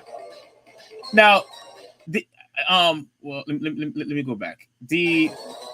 I never played any of the old ones. Have you?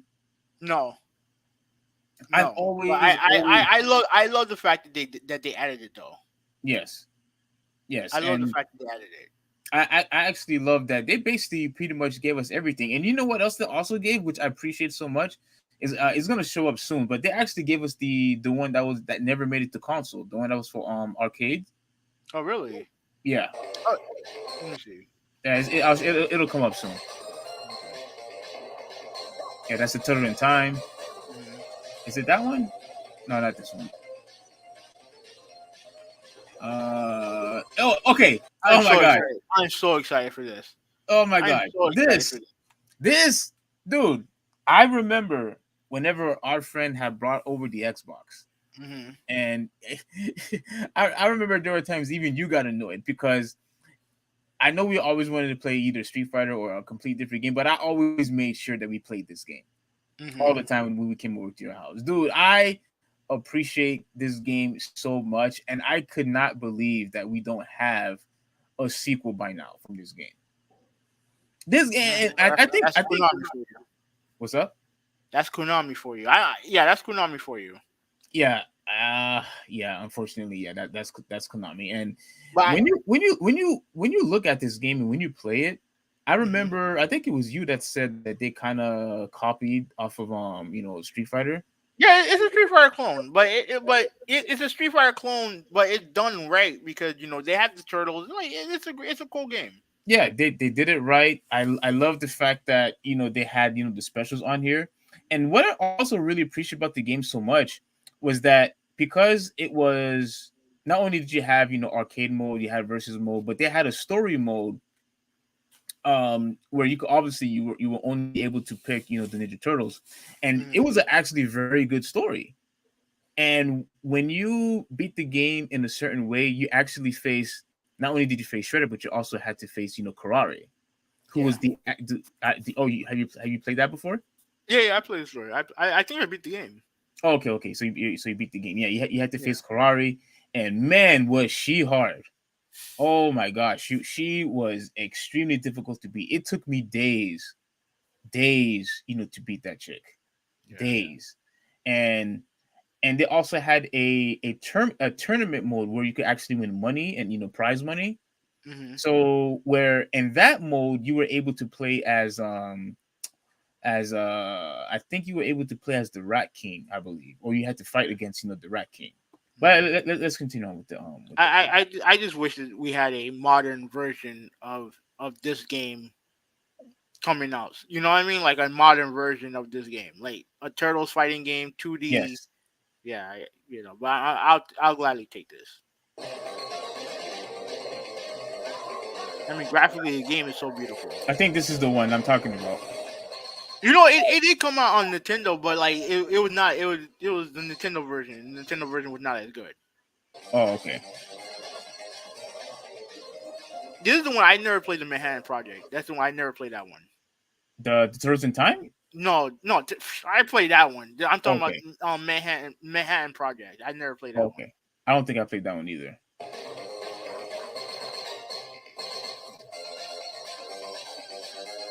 I think that one is that the Sega version? Yeah, yeah. Did not as good version. Yes. Yeah, yeah. Sorry, Sega fans, but it's not. And this one, I think this is the game. I think this is the Game Boy version. I think. I think you're right. But I just love the fact that they added every game on here. Look at this. Like. This is a collection. This is a collection. Please say that again. Oh my gosh. This is a collection. This is what I'm talking about. This is what a collection is supposed to be. Yeah. But you know what? Tell me how you feel about this. This is fucking awesome, man. Like, and then you add that with the new game that's coming out, which looks great. Yeah, it's an exciting time to be a Turtles fan. It really is. Mm-hmm. It's an exciting time to be a Turtles fan. Now, are you getting this thing day one? Day one, numero uno, day one. I mean, hopefully it comes out. Hopefully, there's a disc version of it. You know what I mean? Like, hopefully I can buy it in stores. If I need to buy it digitally, I'll do it. But I prefer to own a physical copy. Yeah. Yeah. So I want to say this, real quick. This is going to be just real fast. But can you see this? Capcom, hope you're listening. This is a pathetic collection. Okay? This collection is garbage. Like you said, Habanel. I don't know how you did it, but you convinced me. You 100% convinced me that this is not a good collection. This is not a good collection. I'm not gonna play the video because I don't want to be copyright issues or whatever. But this collection is garbage. This collection is garbage. I'm trying to see if I could find here are the games. Here are the games. Yeah. You have how many games did you say we have of Dark? We have 5 Darkstalker games, and like I said, I don't like the franchise. Yeah. So that goes off the board. I tried Red Earth. I don't like Red Earth. I have no interest in playing Cyberbots. So that's 7 games that I don't want to play. So it's like I don't know. I don't like the collection. Yeah, let me get out of here. And let's go back to what we originally saw. This is what a true collection is, Capcom. All right, Capcom. This is what a collection is supposed to be.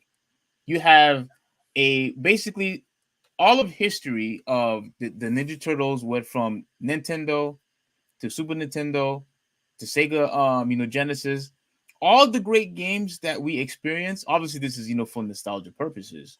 But you know what? I also appreciate the fact that it's not just the beat 'em ups, but they added fighting games on here. When has Capcom ever done that? That surprised me. I didn't know they were gonna add tournament fighters on there. Wait. You were surprised? Yeah, because when I first saw the thing, I only thought that they were only going to put the beat 'em ups. Right, that's all I thought they were gonna put, and I was like, what? I like to beat them up, but I don't know if it's day one. When they put fighters on there, that's day one. And you know what? I think the reason why you probably was surprised that they put the fighters is because we've still gotten used to stupid collections where they Yes, only yes. put one form of, of their game, their Yeah, franchise. yeah, 'cause I didn't expect them to put all three versions of fighters on there, which are very different games. Yes, These are different fighters. I didn't expect them to put all three tournament fighters on there. exactly, So like, exactly. I'm like I said, this thing I'm happy about this, man. I'm This is definitely what this is what a collection is supposed to be, Capcom. Not your pathetic garbage, collection where you give us five of the same game, five Darkstalkers games. You don't even you give us only one Street Fighter game, and you give us other games that you have no intention of making in the future. When it comes to Cyberbots, Red Earth, there have been no leaks or announcements of them continuing that franchise. But yet they want to nickel and dime us to get more money from a franchise that they have no interest in making and in developing, I should say. But when it comes to this, all right, when it comes to this though, having that, are you disappointed that they didn't bring any of the ones for the PS1 or PS2 or GameCube beat 'em ups? not really, not really, because these are the games that I grew up playing. So I have a sentimental value to this, and plus I don't even know if Konami makes those games on the N64 or PlayStation. I have no idea. 'Cause I didn't know Konami had the rights to do this. Yeah, Because obviously the last time we really saw the turtles in a game is with Injustice, which is not, Konami had nothing to do with that. true.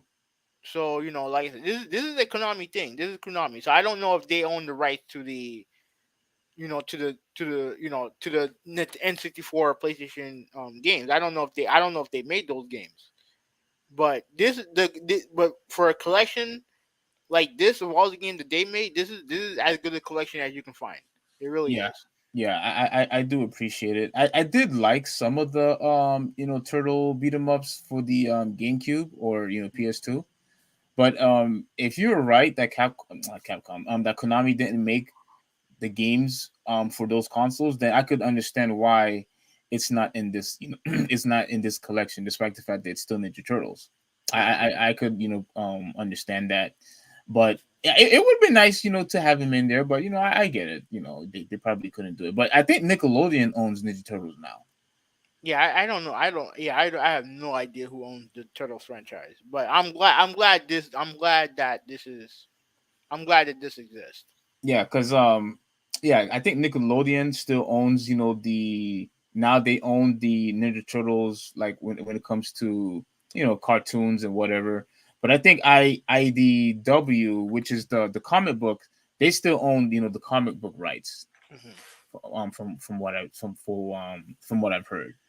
So overall, I really do appreciate this collection to the T.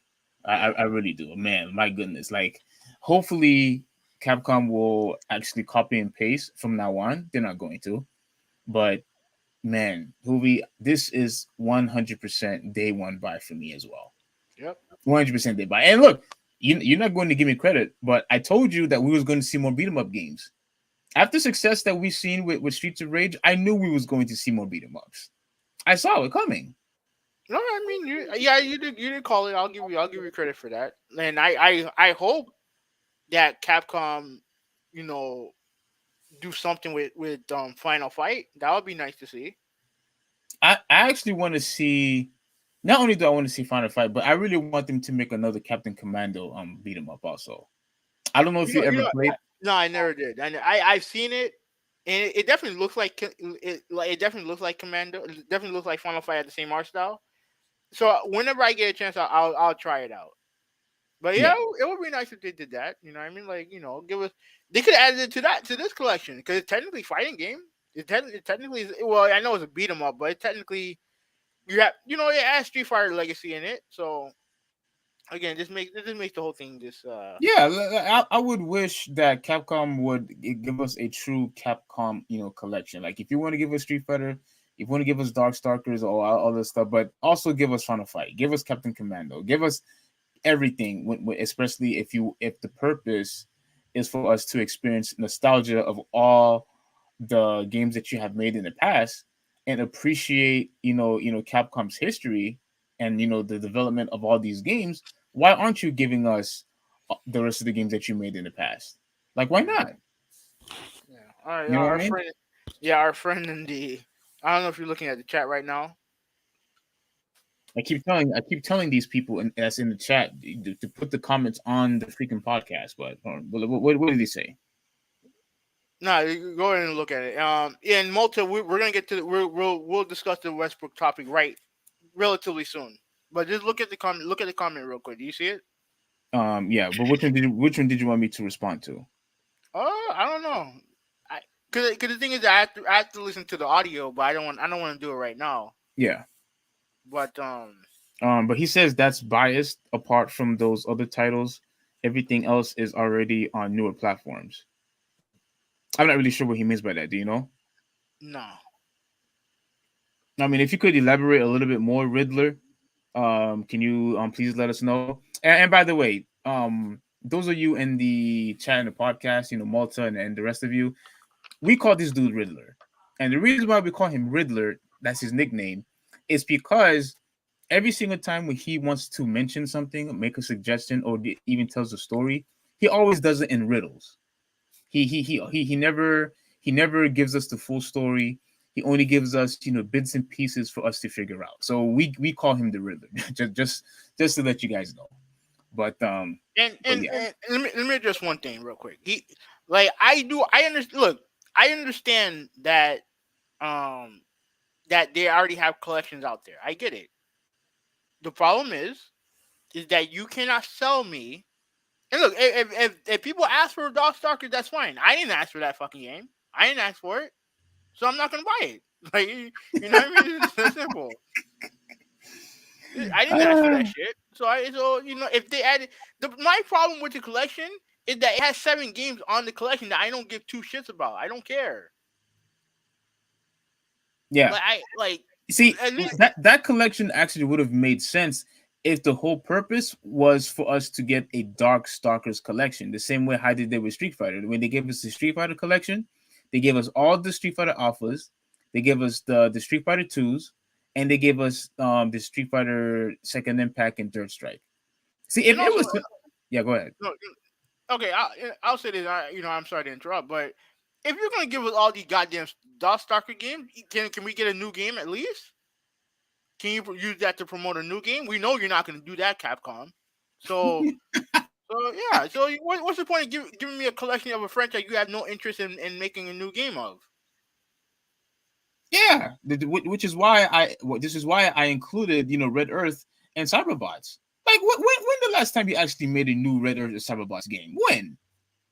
Like the only reason why I even knew about Cyberbots was because of the what's his name when he was in Marvel vs. Capcom 2. Like, that's how I actually knew about Cyberbots to begin with. So I never played Cyberbots before, nor have I heard of it until I forgot the guy's name. Maybe you might know who he is. I'm having up, but I forgot the guy's name. Hmm. But that's how I figured what Cyberbots was, because I was trying to figure out where did he come from.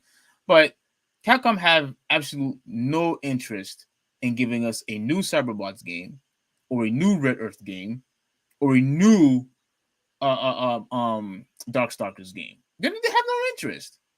At the very least, with Street Fighter, at least they're continuing to make new Street Fighter games. You know what I'm saying? You know what I'm saying? But I don't know. I just don't like a collection where I can't play the vast majority of the games on the collection. And you obviously omitted Power Stone and Rival Schools. Those are the only other two fighting game franchises that I care from Capcom. Is that and Street Fighter. That's it. And yeah, you're giving me all this trash that I don't want to play. Why? Because you put online in it? No, fuck that. I'm not interested. You can keep it. which is the reason why I appreciate the Ninja Turtles collection so much, because they didn't just stick with beat 'em ups. They gave us a variety of their games, so we can continue to appreciate of all the games that they developed in the past. Yeah, Capcom doesn't do that. it's a collection of games that I actually want to play. Yes, it's a collection of games that you actually want to play. Yes, Yeah. absolutely. And look, you said it yourself. You were surprised that they made a the Street Fighter Ninja Turtles tournament fighting game that's included in a beat 'em up collection. it's still Ninja Turtles game. So of course you would want that. And Capcom, they still own all of their games. They didn't sell their the rights to Cyberbots or Darkstar. What are you doing with the games? Oh, you just want to give us collections so you can nickel and dime us some more. Like, let's get the hell out of here, man. I am not interested in playing a whole bunch of Darkstalkers games when the whole point of the collection is to collect Capcom games, Yeah, a just variety of Capcom games, not not five Darkstalkers game and just a couple of other games. That's not what a collection is. And I'm not interested in that. The Street Fighter collection, fine, good job with that collection. But this, no, I wouldn't go that far. They introduced the games that need to be there, but that they if they put as much care into that one that they did into this one, then I would be fine. Like wait, you didn't no, like because they put training mode in this one. What else? They did a bunch of other stuff with this one. They didn't do none of that shit with the Street Fighter collection. Oh, you know what? You're right, because even the Street Fighter Alpha 3 that was in there, that was the arcade one. That was the one for the All, all, arcade. all of them, all of them arcade. All of them Yeah, are. they weren't for the ones for the actual consoles. Yeah, It's poor, it was poor. To me, that collection not perfect either. But at the very least, it has games that I actually want to play on it. yeah, games that actually mattered. Yeah. All right, let's move on. Let's Now go to the last now he topic. said now he said on the chat, plus Capcom do have a collection of their older arcade games. Okay, well, Riddler, I want you to tell me what they are. Well, we're gonna still move on, but I No, want no, you to no, tell me. no, no. I know what they are. They were the Street Fighter collection that they brought out with a couple years ago. Uh-huh. They also did the 15-year anniversary, and I'm sure there's a bunch of games on Steam made by Capcom that, like you said, is on sale, which is fine. All that stuff is true. All that stuff is true. But if you're gonna give me a collection, I can't hate most of the games in the collection. I can't. If I hate most of the games in the collection, then I'm not gonna. It's a shitty collection to me. Well, the games that Capcom have made that's available on Steam currently, I think we have those games already. The Street Fighter collection or the 15 or whatever anniversary it was, don't we have those games already? Yeah, I think what he's saying is that essentially his point is that it's time for Darkstalkers to have their time in the sun. I'm like, that's fine. Make a Darkstalker collection. Don't give me a fucking Capcom fighting collection. You put half the fucking Darkstalker games on there. It's not a collection. Yes, It's just Darkstalker with two other fucking games I don't want to play. exactly. That's what it is. Like Yeah. yeah, that's fine. Like we can move on. We can move on to the Westbrook thing. Yeah, so yeah, let's move on to the Westbrook thing because I'm actually happy. I don't want to start getting annoyed by Capcom's ridiculous collection, but I'm just gonna give you credit, not a demerit. I'm Hmm. gonna give you credit because you actually opened my eyes when I was giving the collection, some sort of praise. But you opened my eyes when you mentioned that we have freaking five Darkstalkers games. But yeah, you're going to call this a collection. That's not a collection. The Ninja Turtles game that's coming out, that is a collection, Capcom. That is the collection that you need to work on. If you're going to give us a collection, you could give us Darkstalkers, you could give us Red Earth, you could give us Cyberbots. But I also want more Street Fighter games. I also want Final Fight to be in there. I also want a Captain Commander win there. And in the other games that you probably have in your franchise that you don't even give a crap about. If you truly care about giving us a Capcom collection, give us all of the Capcom games. I mean, even if they wanted to do this as a hidden gems collection, right? Like and if they wanted to do that, I would have been fine with it. If they didn't add any of the major Street Fighter games, I would have been fine with it as long as they added fighting games that I actually wanted to play. If you added rival schools, I would be on that. I would have bought the collection. If they added Power Stone, I would have bought the collection. We know why those games aren't there. We know why. Mm-hmm. Because we know that they would have no other choice because those games are in 3D. and and it's harder for 3D games to make the transition without making improvements to it than it is when it comes to 2D. Oh, I didn't Then know that. and no, because especially those old PlayStation 1, PlayStation 2 style games with those graphics, like you play them today with no enhancement, they're hard to play. Oh, It's tough to play. the presentation is just so awful. Yeah, graphically it looks bad. Frame rate may not be great. I get it, but don't sell me a collection when you put half of your irrelevant shit in the collection. When the vast majority of the stuff in the collection is relevant, is Hmm. irrelevant dog shit. Like I'm Yeah, sorry, that's what it is.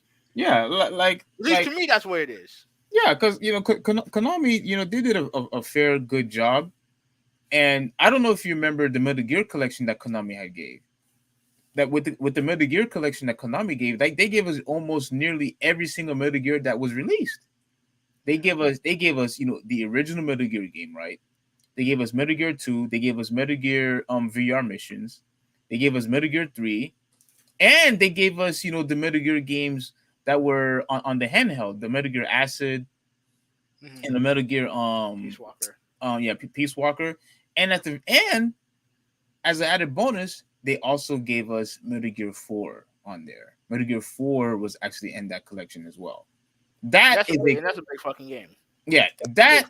that is a collection. That's what a collection is supposed to be. So Konami did a very good job with Metal Gear, and now they're doing also another good job with Ninja Turtles. And mind you, when it comes to the Metal Gear games, they didn't if they didn't add the Metal Gear games that were available on handheld, I would have been fine with that because the main primary games that people cared about was the one that was on console.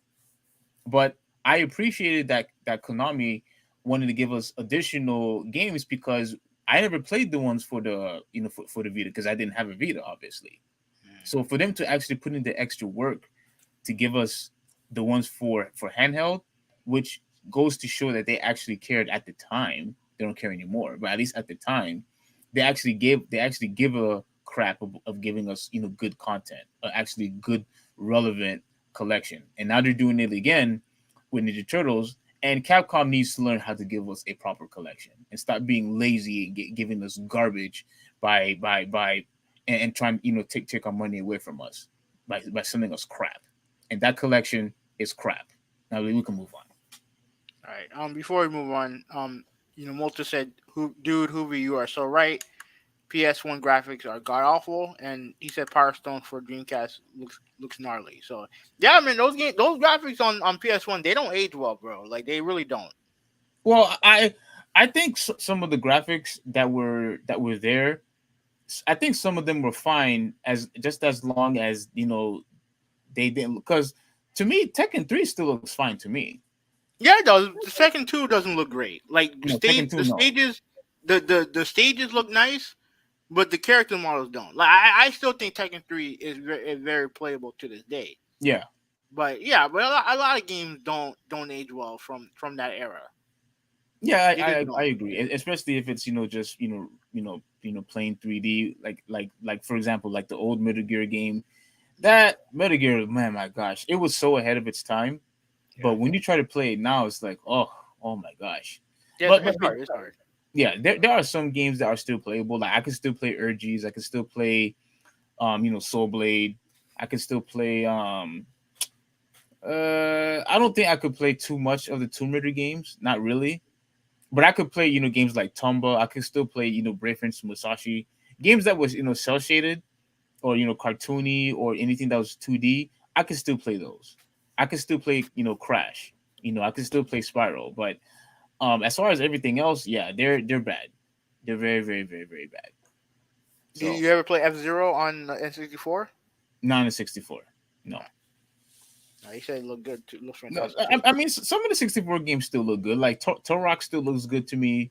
007 still looks fine. The Zelda game still looks fine. Yeah, try playing that game today. What game? 007.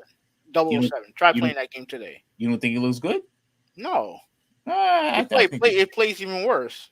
I hmm, guarantee it. Yeah, Well, but let's move on. Let's move on to Westbrook before I have to go to work. yeah, we were doing good on time, so I want to stick to that. Okay. Go ahead, or do you want me to go? No, you can go. You can go. All right. So, real quick before we go to Westbrook, I want to give one quick shout out. I want to give a quick shout out to Kevin Garnett.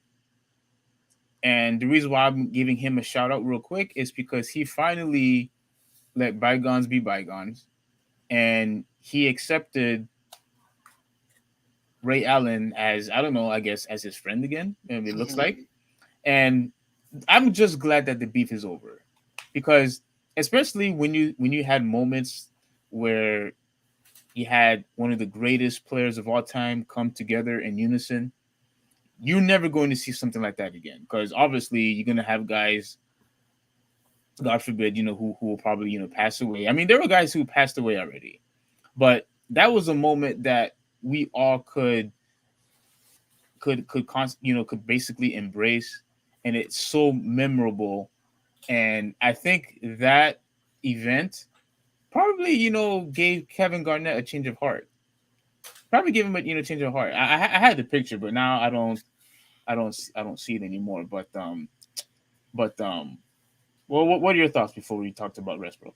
No, it is what it is. Like I don't really care. But yeah, good for good. Ray Allen did nothing wrong. Like it's good to see that Kevin Garnett can grow the fuck up and let bygones be bygones. I actually do. I love the way how you put that. Yeah. I actually love the way you put that. But yeah, he let bygones be bygones. I'm not gonna share any pictures on that because I want I want this podcast to end quickly so you could get to work. Um, but yeah, so pretty much we're going to be talking about Russell Westbrook. And is it okay to play the audio or no? As long as we could, as long as where is it from? It's from a article. Okay. As long as we do commentary on it, I think we should be fine. Okay. So let me share this real quick so that you guys could hear what I hear, and we will talk about it. So okay, I'm going to basically play it. Oh, if it's just if it's just audio, then yeah, that's fine. That's fine. If it's just audio, that's good. Okay, so can you see it? Yeah. Or okay, Russ, just can you hear it? Yeah. Okay. off the court. Your wife had a social media thread today that I think gave some open kind of a window to some of the extreme I should probably things that have fast forward happened this. to your family this season. People kind of My talking. career, you mean? Well, it seemed like it was about this season, but I was wondering if there was anything you could speak to that. Yeah, I think, for one, I 100% stand behind my wife and how she's feeling because it's not just about this year. Right now, she's reached a point, and my family has reached a point to where it's really weighing on them, and it's very unfortunate, just for me personally, because this is just a Okay, let me say something real quick, right? Mhm. I gotta say something, real quick. I do not want to insult anybody's wife, anybody's family or anything like that. Okay, I do not. But at the end of the day, common sense should still register at some point. If you are going to be dating someone who is a well-known figure, common sense should come to your senses and say he's either going to be praised or he's going to be ridiculed at some point. That's how it is on TV. And it's not just it is not just sports. You see this when people are getting criticized with their bad acting. Like perfect example, like the arguments we have in the chat when it comes to Ben Affleck, right? Mhm. Like you hear constant people saying, "Oh, he was the worst Batman of all time." You hear people say things like, "Oh, he should have never been an actor to begin with because he's just an overall bad actor." Let, And let me let me push let me push back on that real quick. All right. okay, Now, here's the difference. Like Ben Affleck makes like max what? He's in what, one or two movies a year? Who Like is? Russell Ben Affleck. Oh, okay. Yeah. Russell Westbrook is playing every other day. Mm-hmm. So you're going to he's going to hear, so he and his wife are going to hear a lot of the same criticisms over and over again, especially if he's struggling. And when you hear it over and over again, it can get, I can understand it being frustrating. Well, the reason why I still count that as the same, because when the Batman versus Superman movie was coming out, all you heard was backlash, about Ben Affleck being Batman, and even during when the movie was out, before the movie was out, and afterwards. Yeah. But like I said, like he like if he makes the movie, he only has to deal with it for what, like a couple months or Well, whatever. I think for the whole, I think once, because you have to remember when they announced that he was going to play as Batman, Yeah, you know. the movie wasn't out yet, Yeah. and he was getting destroyed from people like Riddler, from people like Yoshi, from people like Yeah, Mr. but also you have to remember the platform where this is coming from. Like a lot of the stuff a lot of the criticism that Ben Affleck would get is from like bloggers and shit like that. Like Westbrook is dealing with this on TV. Well, at the end of the day, though, And not just one show either. Like it's show after show after show after show on ESPN, Fox Sports, social media. You know what I'm saying? Like he and his probably are probably hearing, and also when they go to the games, they're Mhm. hearing it. When they go to the game to watch him perform, they're hearing it. Mhm. Ben Affleck don't have to deal with that. That part of it, Ben Affleck don't have to deal with that Yeah, at all. When they that go to part I agree. premieres, when they go to premieres, everyone just out there just being like, oh, great movie, this and that. They're not there to criticize him. They're just there. They're there to watch the movie and praise him and all the other shit, right? Mhm. Yeah. So yeah, I can understand that. No, okay. So I'll continue on, but let's finish the rest of the Game. This is just a game. This is not end all be all. And when it comes to basketball, I don't mind the criticism of missing and making shots, but the moment it becomes, Yeah, you do. Yeah, you do. Yeah, absolutely, you do. Because if you didn't mind people constantly hammering you about missing shots and all the constant turnovers that you've been getting, that's the gist of the criticism of your awful shooting. That's the whole point. That's what everybody's point is. Well, Is his poor play is the trigger for everything that's going on right now. Yes. So, but I don't know. Continue. Let me listen more. Comes where my name is getting shamed, it becomes a issue. I've kind of let it go in the past, just because it never really bothered me, but it really kind of hit me. Okay, one more time. My bad. That's the problem. Mm-hmm. That's also the problem. You didn't let the fact that your shooting was starting to wane, and you never developed a good jump shot, and yet you said that he just admitted just now it never bothered him before. No. He said that the criticism never bothered him before. That's a problem because his shooting was never good. It was never good. Yeah, but he can match that by being more athletic than everybody else. He can't do that now, and I think, I don't know if he realizes it now, but this is the first year, and I'll read what Malta said. Like normally, Westbrook starts the season slow and plays much better as the season progresses. However, this is not one of those seasons. He's right about that. And like even in Washington, like he started off slow, but then he started playing better, and the team got to the playoffs. Mm-hmm. And that's not the case now. So yeah, let's see the rest. Mm-hmm. The other day, honestly, I was me and my wife was at teacher parent conference for my son, and the teacher told me, she's like, Noah, he's so proud of his last name. He writes it everywhere. He writes it on everything. He tells everybody, he walks around and says, I'm Westbrook. That's his last name. And I kind of sat there in shock, and it hit me like, damn, like I can no longer allow people, for example, Westbrook to me is now shaming, like it's shaming my name. It's my legacy for my kids. It's a name that means more, not just to me, but to my wife, to my mom, my dad, the ones that kind of paved the way for me. And that's just one example. I mean, that kind of hit myself and my wife in a place where it's not great, man. And I think a lot of times, I let it slide, but it's now time to put a stop to that and put it on notice. Like, there's a difference, and we need to make sure that it's understood. And every time I do hear it now, I will make sure that I address it and make sure that I nip that in the butt. I pause right there. You said.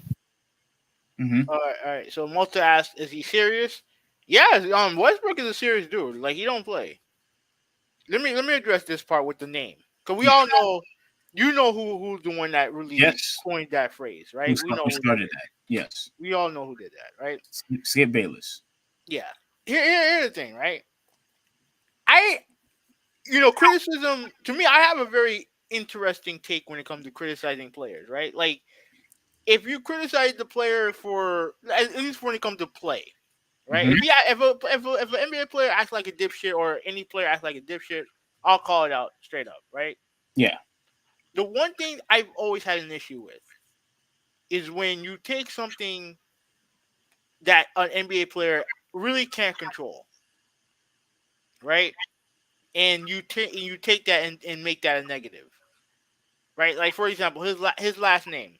Now, people can find. Now, I do think him saying that he's gonna nip that in the bud, I think that's silly. Like, you need to let that shit go. You have much more important thing to worry about. You you have more important thing to think about.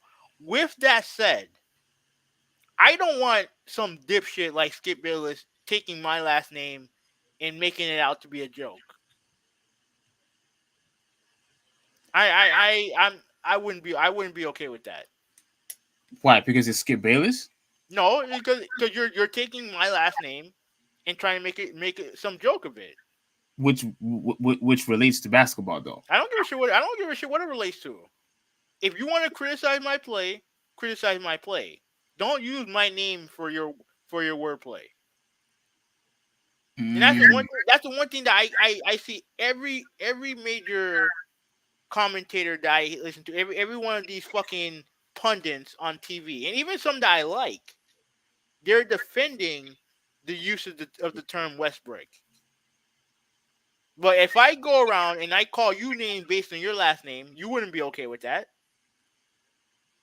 Well, there's a reason why that your last name, like, at least when it comes to the last name, is important when it comes to, like, when it comes to marriage, right?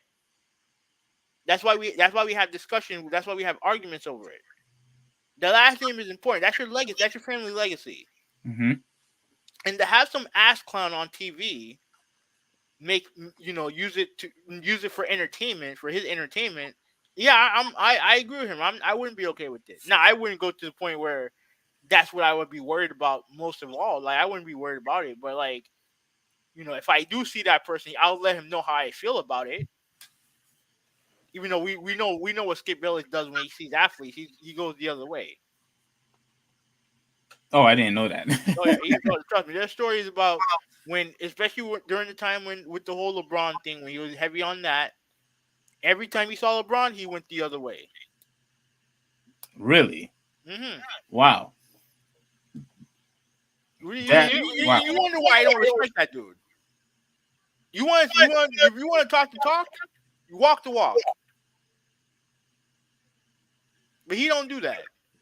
It's very easy to be on TV, be known as a hater, have these stupid fucking takes. But when it comes time to put up or shut up, you know what he does? He cries, he whines, he bitches, and he avoids. I don't respect people like that. Okay, here's my thing when it comes to the whole last name thing. If he wants to, because if you are going to say that, that was wrong, what Skip Bayless said about his last name, then you should also be in favor of Westbrook wanting to nip it in the butt every time someone calls him that. Then, because that should not only No. that should not only exclusively apply to Skip Bayless. That should apply to everybody else. Yeah. I think that's what he means. I definitely think Yes. that's what he means by that. So you agree with that too? Yeah. So when he goes out and plays, and someone calls him Westbrook, if a fan calls him Westbrook, he should address that fan. No, because that fan has no platform. What? I know Stephen A. Smith don't do this, but Stephen A. Smith has a platform. Skip Bayless has a platform.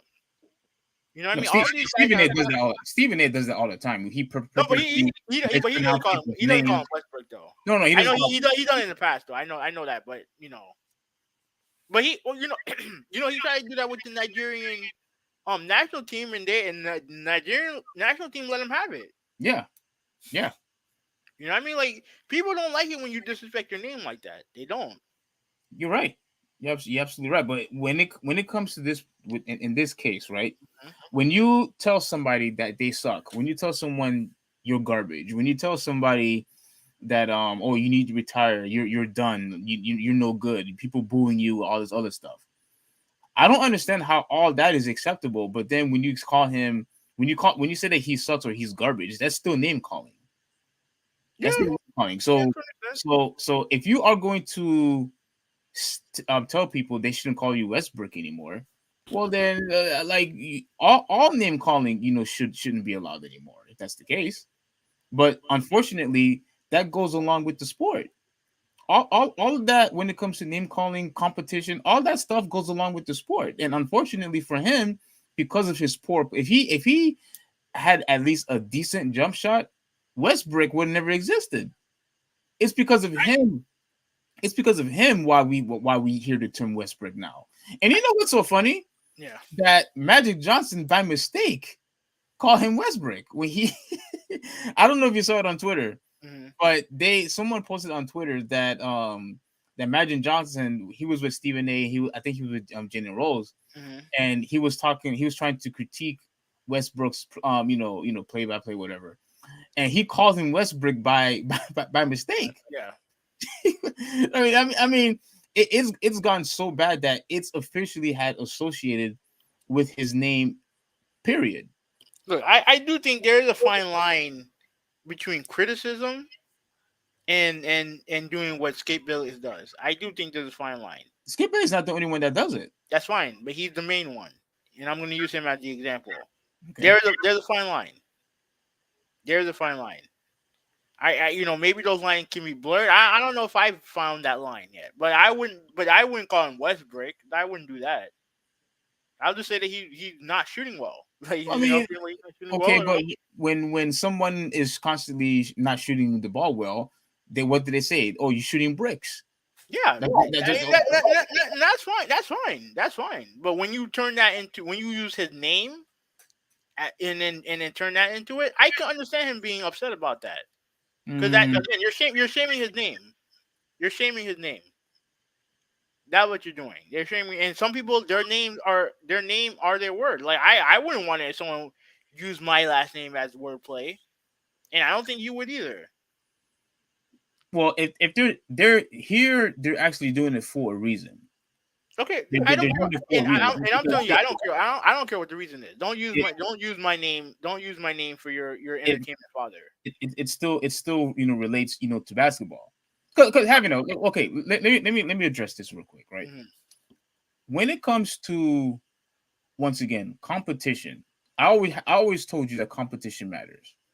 This is the reason why when it comes to talking trash, or if you're praising somebody, or if you got disrespected by someone breaking your ankles because you did a nasty crossover, when you dunk on somebody, all that also counts as humiliation to the opposing guy.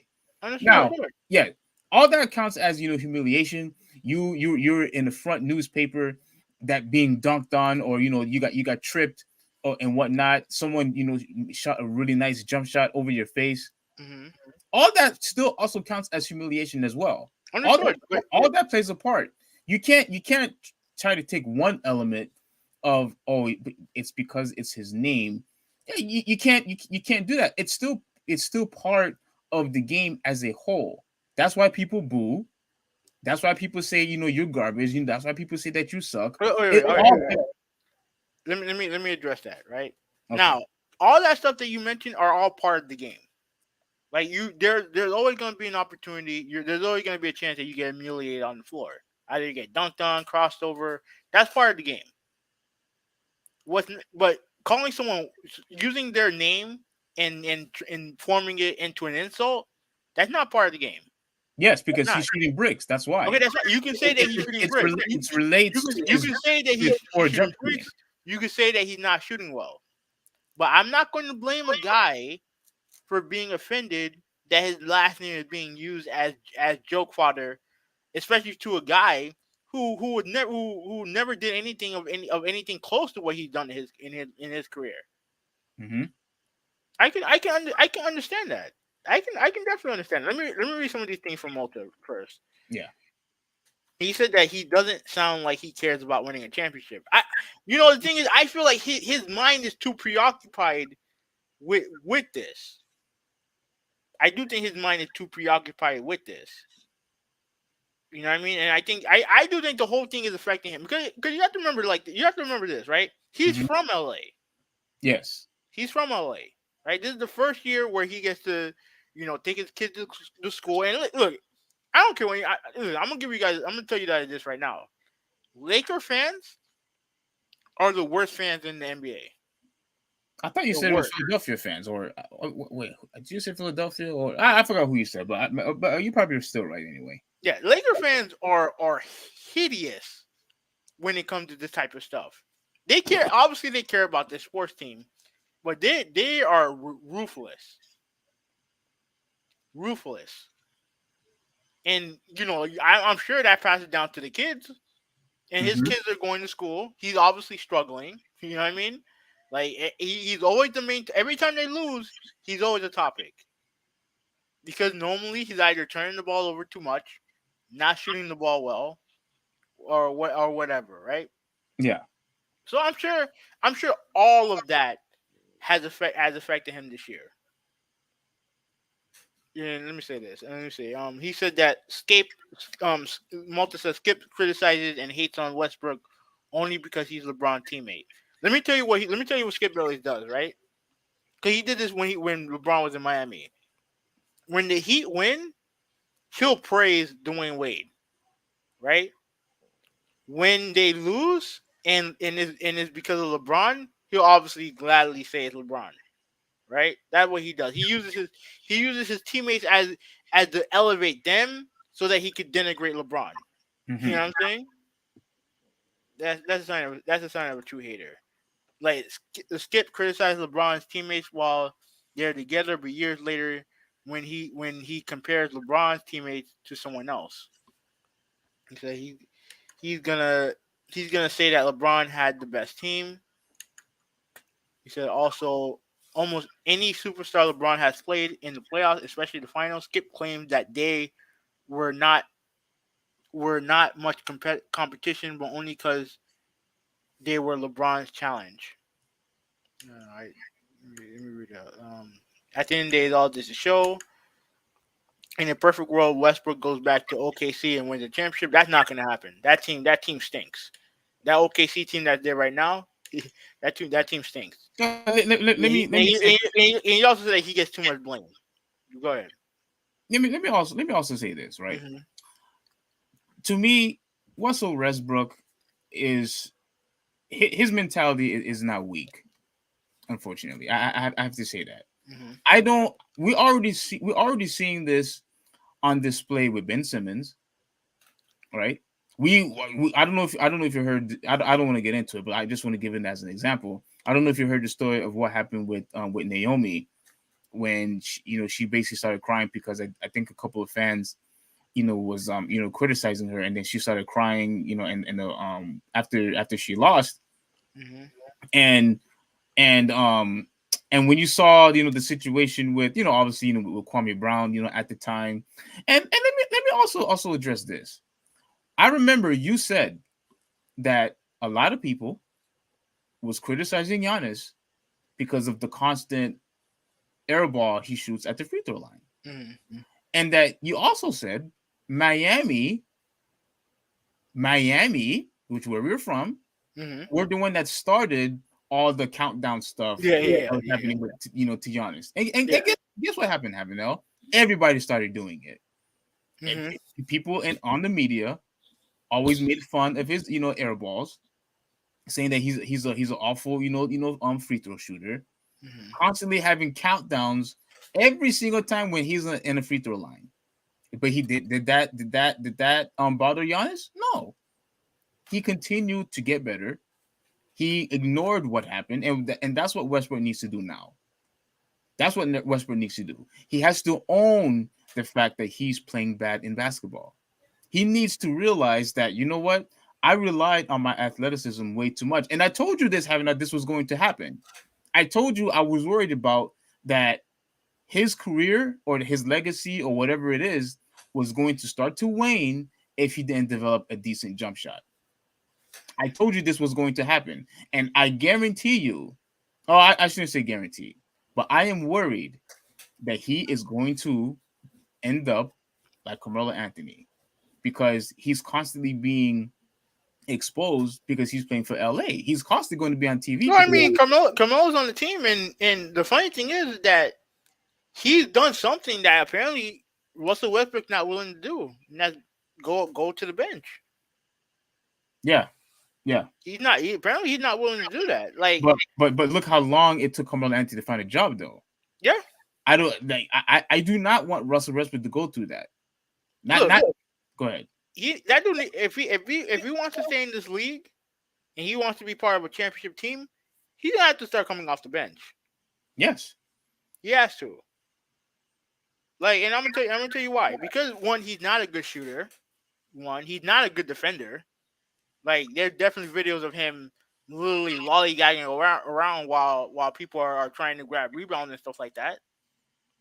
Like, all the stuff that he used to do in the past has finally caught up to him because he's not athletic anymore. He's Yeah. not as athletic as he was anymore. Exactly. So to me, if you're Frank Vogel, this dude should have gone. I'm sure they don't have. I'm sure they don't have many good options on the bench. But if he's gonna be here next year, you need to get a starting point guard because he's not a starting point guard. And if he has a problem, you know, being starting off the bench, then cut bait with him. Tell him to It's stay home. it's because of his poor shooting that all the other point guards has surpassed him. You have Chris Paul surpassed him, Damian Lillard surpassed him, and hell, even in Kyle Lowry, surpassed Russell Westbrook now. Look at the success that he's having. I guarantee you, nobody would have ever thought that Kyle Lowry would be up to Russell Westbrook's level, but because of his poor shooting, he's just not a good point guard anymore. He's not. I mean, And he's constantly turning the ball over. Also, like you cannot have somebody who's also turning the ball over, but also can't shoot. Malta said it best. His game is all athleticism, and that's not. He's not athletic as the guy. He's not as athletic as the guys he's going up against anymore. Yeah, he was one of my favorite players, and you and I had that one year, that huge argument that who was better, with him and Durant. and Durant. Like look how stupid that made me become. Like I defended this dude for years. Because I knew who he was from jump. I knew who he was. You know what I mean? He was a guy who was super athletic. He's a guy who can get you a triple double, but you're only going to go so far with that type of player. You're only going to go so far with him. And I'm telling you, the same thing is going to happen with Ben Simmons. I don't want to jump off topic, but I'm telling you, the same thing is going to happen with. Well, Ben Simmons got to play first. You know what I mean? Like, now I'm hearing he has back issues and whatever. I'm like, I actually called that out. I think that's a lie. He had back issues by sitting on his ass. I'm not buying it. I don't know. But I'm not buying it. I don't know. But like, look, when it comes to Westbrook, right? Like I said, I feel bad for his family going through this. I know I know. No. Let me finish. Look, it's one thing when you're not living there, when you're not with him, is one thing, because like you said, you're far away. It is what it is. But when you're in your home, you're in your home city. When you live in the same city where he works, and he's constantly being criticized by everybody under the sun, I can understand that being not being a fun thing. And also, you also have to remember. Apparently, she's been getting death threats. Okay, see, that's wrong. Yeah, That is that's why I feel that's what I feel bad for that too. Because trust me, with that fan base, does not surprise me. Yeah, Does not surprise me because Danny Green got death threats after I think it was after Game 5 where the Lakers lost to the Heat. yeah. You know what I mean? So like, trust me, that doesn't surprise me. Yeah, stuff like that happens, all the time. And I remember Kendrick Perkins had mentioned something about his son, where he said that a lot of times when his son would go to school, Mm-hmm. people would walk up to his son and say, "Oh, aren't you Kendrick Perkins' son?" And he was like, "Yeah, that's me." Well, your dad's garbage, Mm-hmm. because obviously he played he only averaged like 6 points a game, maybe less. Yeah, he was journeyman. That's what he was. Yeah. He was journeyman. Yeah. So his kids he said that his kid constantly had to go through that, saying that your dad sucks, because that's what you're seeing on display. Yeah. You're seeing a guy who is not playing good. You're seeing a guy, all he does is, well, I mean, they said that his defense was fine when he was in Boston. Well, okay, that's fine. But obviously what the kids are referring to is his offensive play. They don't care about the rebounding. They don't care about the defense. They don't care about the hustle play. They don't care about that. They're talking about him as an offensive player, because that's what they care about the most, as far as the kids. That's So the downside. That's the downside of fame. Like, the good thing is your dad can get you whatever you want. The bad thing is if he struggles, you're gonna hear that from kids. you're gonna hear that from kids. Yeah. That's exactly. And look, that happens throughout all life, regardless of what your profession is. Let me look at me and you. We don't have a huge fan base yet. But how many times that we had these racist idiots that would put comments in our podcast, and what did you do? You blocked them, right? Mm-hmm. You blocked them. This type of stuff, this type of bullying, this type of criticism happens all over the place. But unfortunately, it's going to happen more when you are a huge public figure. The same thing is going to happen to Westbrook. The same thing happened, with Ben Simmons. The same thing's happening to Naomi, unfortunately right now. And the same thing happened. The same thing happened with Kyrie with the whole vaccine situation. You have people like you that said he doesn't care about basketball. You have people like Stephen A saying that he betrayed Kevin Durant. You have all these people in social media talking down about Kyrie, saying that he doesn't care about basketball. But here's the thing though. It's happening everywhere. I'm just trying to give you. Yeah. I get you. The thing is that when it comes to basketball players, right? They're the ones that are the most visible of all the sports. So naturally, you're gonna get the most criticism. The only thing is that whether or not the criticism is fair or not. Now, I think when it comes to Westbrook, I think the criticism of him is fair. The only thing that I don't agree with when it comes to the criticism is using his last name, to kind of denigrate his play. Like, you can easily just say, he's not playing well. I don't know if he would be able to handle it, but this is clearly something that's bothering him. But I think to a point where it's too much. I think it's bothering him too much.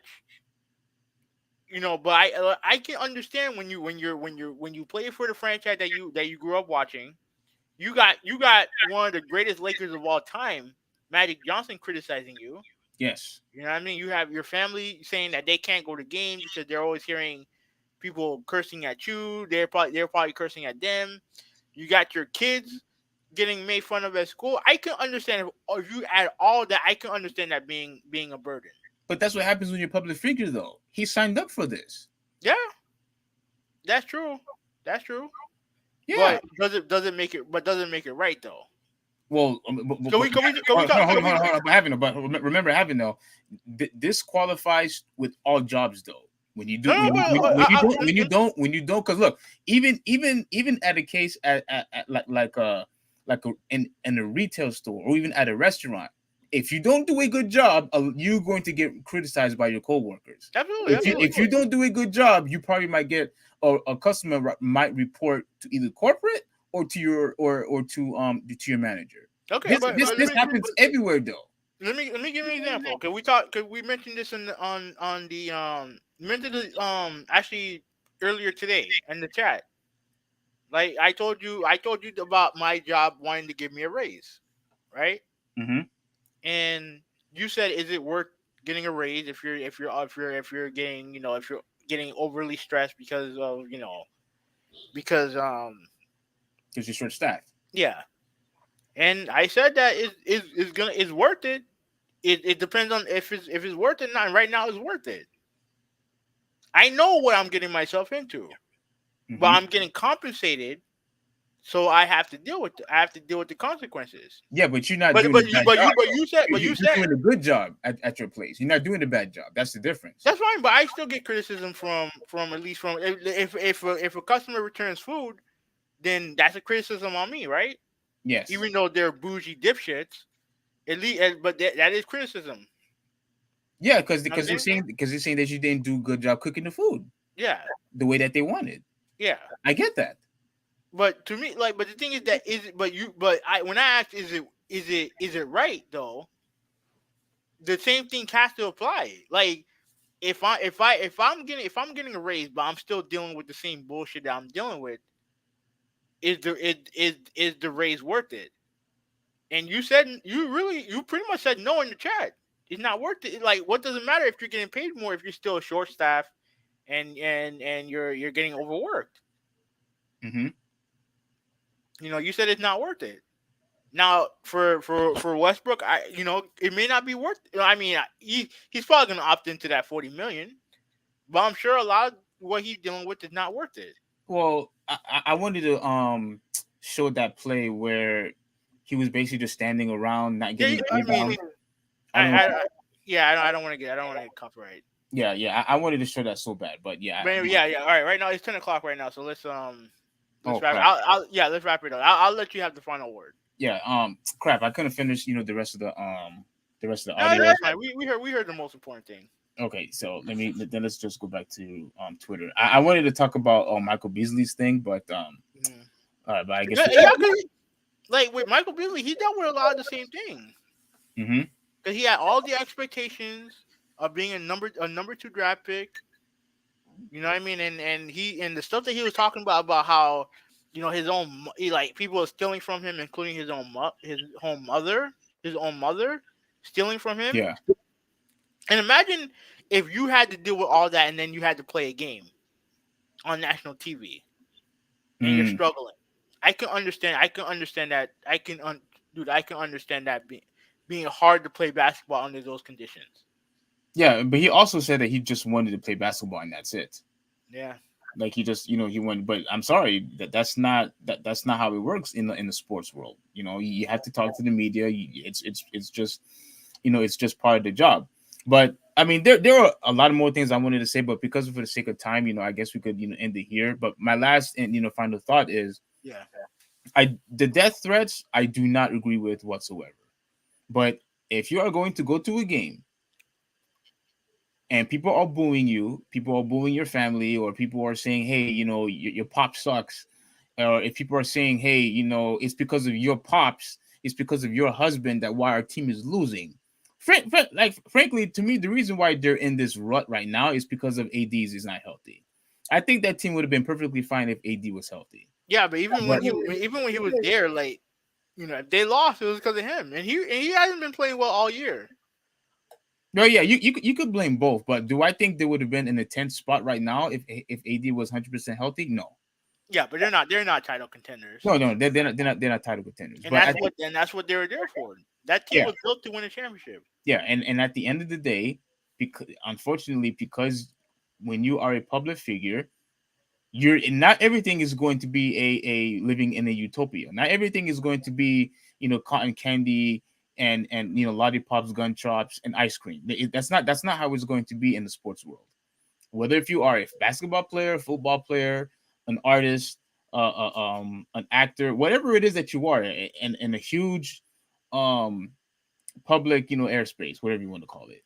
People, if you do a bad job, people are going to call you out on it, and your family's going to hear it. Your friends are also going to hear it because you are associated, with those people. They're in your inner circle, so they also are going to get affected. So he better damn well do a very good job from now on. It's not going to work. I think what he should have done is invested in himself. Whether if it's grab somebody, whether if it's Ray Allen, Reggie Miller, pay someone to help you shoot better. Do something. But he didn't do anything. All he cared about was relying on his athleticism. And it's because of that he's in the rut right now. And unfortunately, his friends and his families, especially his family, they also have to go through what he's going through because he's playing like garbage. And that's what he is right now. Garbage. So let me read this from Walter, and then we can move on. Then we can go. We can end it. Mm-hmm. Okay. So he said that he was the best player in the league 6 years ago. I don't think so. Well, here's the thing, Malta. I wanted to say that he was the best player in the league at a certain point because that dude, not only was he box office, like he was pretty much unstoppable at the time. Yeah, he was pretty much unstoppable when he was in OKC. But do I think he should have won a championship before? Yeah, but he had to compete with KD and LeBron James. So did I think he was at least top 5? Yes. Yeah, I agree with that. Not best player in the league, never. Okay. But okay, what's his track record in the playoffs? I mean, outside of the 1 year they went to the finals with KD and Harden, like either he was the best team, he was the best player on the 8th seed, or when he went to Houston, they weren't as good when he was there when it as opposed to someone like Chris Paul. Like I said, he can only get you so far if he's your best player. Yes. That's just how it is. And then I'll read the last one. He definitely should take the extension. Yeah, he's probably going to. It's 40 million plus. But yeah, he's probably gonna take the extension. But anyways, all right. So that's it for the podcast. I do have to get going. I have to go to work. Yeah. So yeah. So thank you guys for watching. Thank you, Malta, for watching. Tony Clark, thank you for watching. I'm Hoovy186. I'm out. Yeah, so once again, Malta, we always appreciate you joining us. What's the other guy's name? Tony Clark, yeah. Tony Clark. Yeah. I don't know if you have subscribed to us yet, but if you get a chance, subscribe, and I'll definitely subscribe to your stuff. I'm gonna look for you. And guys, I just want to let you know that me and Hoovy are going to make the Overrated Podcast a separate channel. Because I've been getting a lot of feedback from people. They can't find the channel because it's actually under Havinel's name. So because it's under his name, people can't find the podcast. So we're going to have to make it a completely separate channel. Everything's going to be the same. The only thing is just going to be a separate channel where me and him will have access to it, and it's going to be better. We're going to make this more professional for you guys. And once again, we appreciate the support. This is the Traditionalist 101 signing out, and have a good one. Peace out. Hoovy186, I'm out.